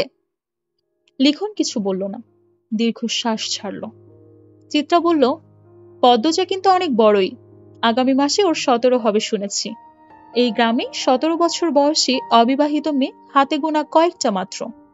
পদ্মজা শ্রেণীর বেশিরভাগ মেয়েই বিবাহিত, আর খুব কম মেয়েই পড়াশোনা করে। চিত্রার কথা অগ্রাহ্য করে লিখন বলল, তোমার বিয়েটা কবে হচ্ছে? বছরের শেষ দিকে, সব ঠিকঠাক থাকলে। কিছুক্ষণের মধ্যেই সবাই ঢাকায় রওনা দেব। হেমলতা, মোর্শেদ বিদায় দিতে এসেছেন। দলটার 3-4 জনের চরিত্রের সমস্যা থাকলেও বাকিরা খুব ভালো। হেমলতার সাথে খুব মিশেছে, নিজের বাড়ি মনে করে থেকেছে, বাড়ির দেখাশোনা করেছে। লিখন হেমলতার আড়ালে একটি সাহসিকতার কাজ করে ফেলল। ব্যস্ত পায়ে লাহারি ঘরে আসলো। বারান্দায় বসেছিল পদ্মজা। লিখনকে দেখে ভয় তার বুক কেঁপে উঠল। পদ্মজাকে কিছু বলতে দিল না লিখন। সে দ্রুত বারান্দায় উঠে পদ্মজার হাতে একটা চিঠি গুজে দিয়ে জায়গা ত্যাগ করল। পদ্মজা অনবরত কাঁপতে থাকে। পূর্ণা চৌকি থেকে ব্যাপারটা খেয়াল করেছে। সে হতভম্ব, ধীর পায়ে হেঁটে আসে। পদ্মজার সারা শরীর বেয়ে ঘাম ছুটছে। হিতাহিত জ্ঞান শূন্য হয়ে পড়ে। হাত থেকে চিঠি পড়ে যায়। পূর্ণা কুড়িয়ে নেয়। পদ্মজার গলা শুকিয়ে কাঠ। হেমলতা এসে দেখে পদ্মজা হাঁটুতে থুতনি ঠেকিয়ে বসে আছে। কেমন দেখাচ্ছে যেন। তিনি উদ্বিগ্ন হয়ে প্রশ্ন করলেন, পদ্ম, শরীর খারাপ? মায়ের কণ্ঠ শুনে পদ্মজা ভয় পায়। বাতাসে অস্বস্তি, নিঃশ্বাসে অস্বস্তি। চোখ দুটো স্থির রাখা যাচ্ছে না, নিঃশ্বাস এলোমেলো। পূর্ণা পরিস্থিতি সামলাতে বলল, আম্মা, আপার মাথা ব্যথা। হুট করে এমন মাথা ব্যথা উঠল কেন? পদ্মরে, খুব ব্যথা। পদ্মজা অসহায় চোখে পূর্ণার দিকে তাকায়। আকস্মিক ঘটনায় সে ভেঙে পড়ে। ডান হাত অনবরত কাঁপছে। হেমলতা তীক্ষ্ণ চোখে 2 মেয়েকে দেখে। কঠিন স্বরে প্রশ্ন করেন, কি লুকোচ্ছিস দুজন? কেউ এসেছিল? মায়ের প্রশ্নে পদ্মজার চেয়ে পূর্ণা বেশি ভয় পায়। হাতে চিঠিটা আরো শক্ত করে চেপে ধরে। কি লেখা আছে না পড়ে এই চিঠি কোনোভাবেই হাতছাড়া করবে না সে। হেমলতার তীক্ষ্ণ দৃষ্টি তীরের ফলার মতো পদ্মজার গায়ে বাঁধে। সে কাঁপা স্বরে জানিয়ে দিল, শুটিং দলের একজন এসেছিল। হেমলতার ঠোঁট দুটো কেঁপে উঠল প্রচন্ড আক্রোশে। পদ্মজা সবাইকে চেনে না, তাই তিনি পূর্ণাকে প্রশ্ন করেন, পূর্ণা, কে এসেছিল? পূর্ণা 2 সেকেন্ড ভাবল, এরপর নতমুখে বলল, কালো দেখতে যে মিলন। পদ্মজা আর চোখে পূর্ণার দিকে তাকালো। তার ভয় হচ্ছে, মা যদি এখন বলে মিলন তো তার সামনেই ছিল, তখন কি হবে? পূর্ণা মিথ্যা বলল কেন? সত্য বললেই পারত। হেমলতা বিশ্বাস করেছেন নাকি করেননি দৃষ্টি দেখে বোঝা গেল না। পূর্ণা মাথা নত করে অপরাধীর মতো দাঁড়িয়ে রইল। হেমলতা বারান্দা অব্দি এসে আবার ঘুরে তাকালেন। মনটা খচখচ করছে, মনে হচ্ছে ঘাপলা আছে, নাকি তার সন্দেহ মনের ভুল ভাবনা, কে জানে। রাতে পদ্মজা খেতে চাইল না। বিকেলের ঘটে যাওয়া ঘটনা তাকে ঘিরে রেখেছে। চিঠিটা পড়তে বিন্দু মাত্র ইচ্ছা হচ্ছে না তার। তবুও কেমন কেমন যেন অনুভূতি হচ্ছে, অচেনা অজানা অনুভূতি। পদ্মজার হাব ভাব হেমলতার বিচক্ষণ দৃষ্টির অগোচরে পড়ল না। তিনি ঠিকই খেয়াল করেছেন, কিন্তু মেয়েরা স্বয়ং আল্লাহ ছাড়া অন্য সবার থেকে কথা লুকোনোর ক্ষমতা নিয়ে যে জন্মায়, তা তো আর অস্বীকার করা যায় না। যেমন তিনি এই ক্ষমতা ভালো করে রপ্ত করতে পেরেছেন। পদ্মজাকে জোর করে খাইয়ে দিলেন, কিন্তু কোনো প্রশ্ন করলেন না। রাতের মধ্যভাগে মোর্শেদ হেমলতাকে জড়িয়ে ধরতে চাইলে হেমলতা এক ঝটকায় সরিয়ে দিলেন। চাপা স্বরে ক্রোধ নিয়ে বললেন, তোমার বাসন্তীর কি হয়েছে? সে কি তোমাকে ত্যাগ করছে? সেদিন ফিরে এলে কেন? মোর্শেদ চমকালেন, অপ্রস্তুত হয়ে উঠলেন। হেমলতা বাসন্তীকে চিনল কিভাবে? এই নাম তো তার গোপন অধ্যায়। অবশ্য হেমলতা তো মহিলা না জানলেও বোধহয় বেমানান লাগতো। মোর্শেদ বিব্রত কণ্ঠে বললেন, হে আমারে কি ত্যাগ করব, আমি হেরে সাইডা দিছি। হেমলতা বাঁকা হাসলেন। অন্ধকারে তা নজরে এলো না মোর্শেদের। 20 বছরের সংসার এমন আচমকা ভেঙে গেল যে? হেমলতার কণ্ঠে ঠাট্টা স্পষ্ট। চাপা দীর্ঘশ্বাসটা গোপন রয়ে গেল। মোর্শেদের শরীরের পশম দাঁড়িয়ে গেল। এই খবরও হেমলতা জানে, এত কিছু কি করে? হেমলতার চোখের কোণে জল চিকচিক করে উঠল। তিনি চাদর গায়ে দিয়ে চলে যায় বারান্দায়। রাতে বেশ ঠান্ডা পড়ে। মোর্শেদের কোনো কৈফিয়ত তিনি শুনতে চায় না, তাই বারান্দায় রুমে এসে বসে। কতদিন পর রাতের আধারে বারান্দার রুমে তিনি? বিয়ের 1 বছর পরে জানতে পারেন মোর্শেদ তাকে বিয়ে করার 6 মাস আগেই বাসন্তী নামে এক অপরূপ সুন্দরী মেয়েকে বিয়ে করেছে। স্বামীর ঘর ছাড়া আর পথ ছিল না বলে এত বড় সত্য হজম করে নিতে হয় তার। বাসন্তীর মা বার্নারী, আর একজন বার্নারীর মেয়েকে সবকিছু সমাজ মানবে না। মোর্শেদের বাবা মিয়াফর মোরুল টাকার বিনিময়ে দেহ বিলিয়ে দেওয়া একজন বার্নারীর মেয়েকে ছেলের বউ হিসেবে মানতে আপত্তি করেন। ততদিনে মোর্শেদ বিয়ে করে নিয়েছে। সে খবর মিয়াফর মোরুল পেল না। তিনি মোর্শেদের মন ফেরাতে শিক্ষিত এবং ঠান্ডা স্বভাবের হেমলতাকে বেছে নিলেন। তখন কলেজে ওঠার 7 মাস চলছিল। কোরবান হলো হেমলতার। এরপর পড়াটাও আর এগুলো না। জীবনের মোড় করুণ রূপে পাল্টে গেল। পরদিন সকাল সকাল স্কুলে রওনা হলো তারা। পূর্ণা পথে চিঠিটা পড়ার পরিকল্পনা করল। পদ্মজা হাতে দিল না। সে আনা 2টা মেয়েকে হাতে কেউ চিঠি দেখে ফেললে ইজ্জত যাবে। পূর্ণা পদ্মজার প্রতি বিরক্তি বোধ করল। চিঠিটা তার কাছে। পথে নতুন করে পরিকল্পনা করল, সে ক্লাসে বইয়ের চিপায় রেখে চিঠিটা পড়বে। তাও হলো না। পরপর 2 দিন কেটে গেল। সুযোগ পেলেও পদ্মজা পড়তে দিতে চাইতো না। সারাক্ষণ হাতে যান নিয়ে থাকে। এই বুঝি মা এলো। 2 দিন পর মোক্ষম সুযোগ পেল। হেমলতা বাপের বাড়ি গেছে। প্রান্ত এবং প্রেমাকে নিয়ে গেছে।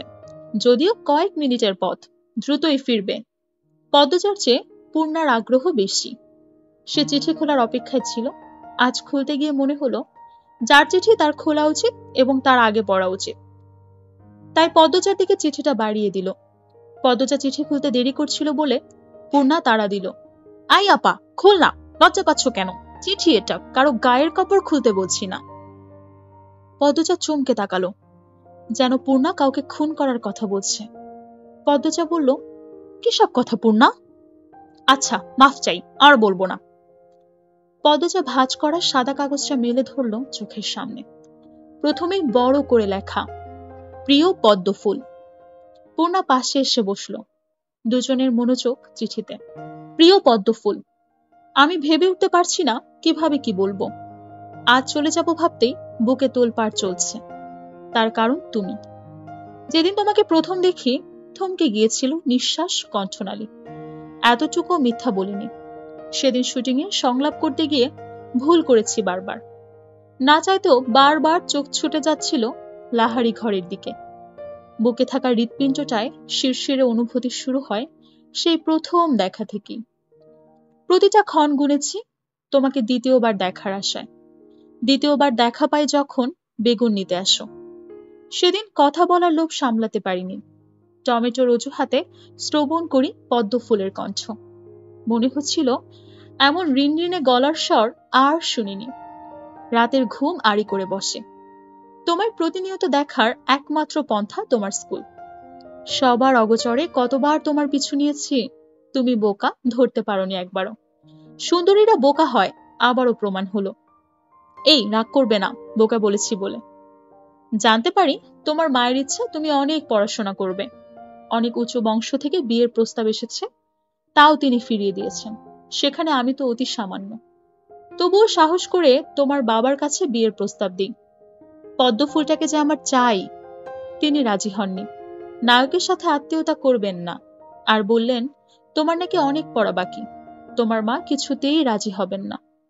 আহত মনে দুপা পিছিয়ে আসি। ভেবেছি তোমার কলেজ পড়া শেষ হলে পরিবার নিয়ে বিয়ের প্রস্তাব নিয়ে আসব। তোমার মা সম্পর্কে যা জেনেছি, বুঝেছি, তাতে এতটুকু বিশ্বাস আছে তিনি নায়ক বলে আমাকে এড়াবেন না। তিনি বিচক্ষণ মস্তিষ্কের মানুষ। আমি তোমায় ভালোবাসি পদ্ম ফুল। ইতি লিখন শাহ। পদ্মজার মিশ্র অনুভূতি হচ্ছে। পূর্ণা হাসছে। ভ্রু উঁচিয়ে পদ্মজাকে বলল, আপারে, লিখন ভাইয়ার সাথে তোমাকে যা মানাবে, কি সুন্দর করে লিখছে। পদ্মজা লজ্জায় চোখ তুলতে পারছে না।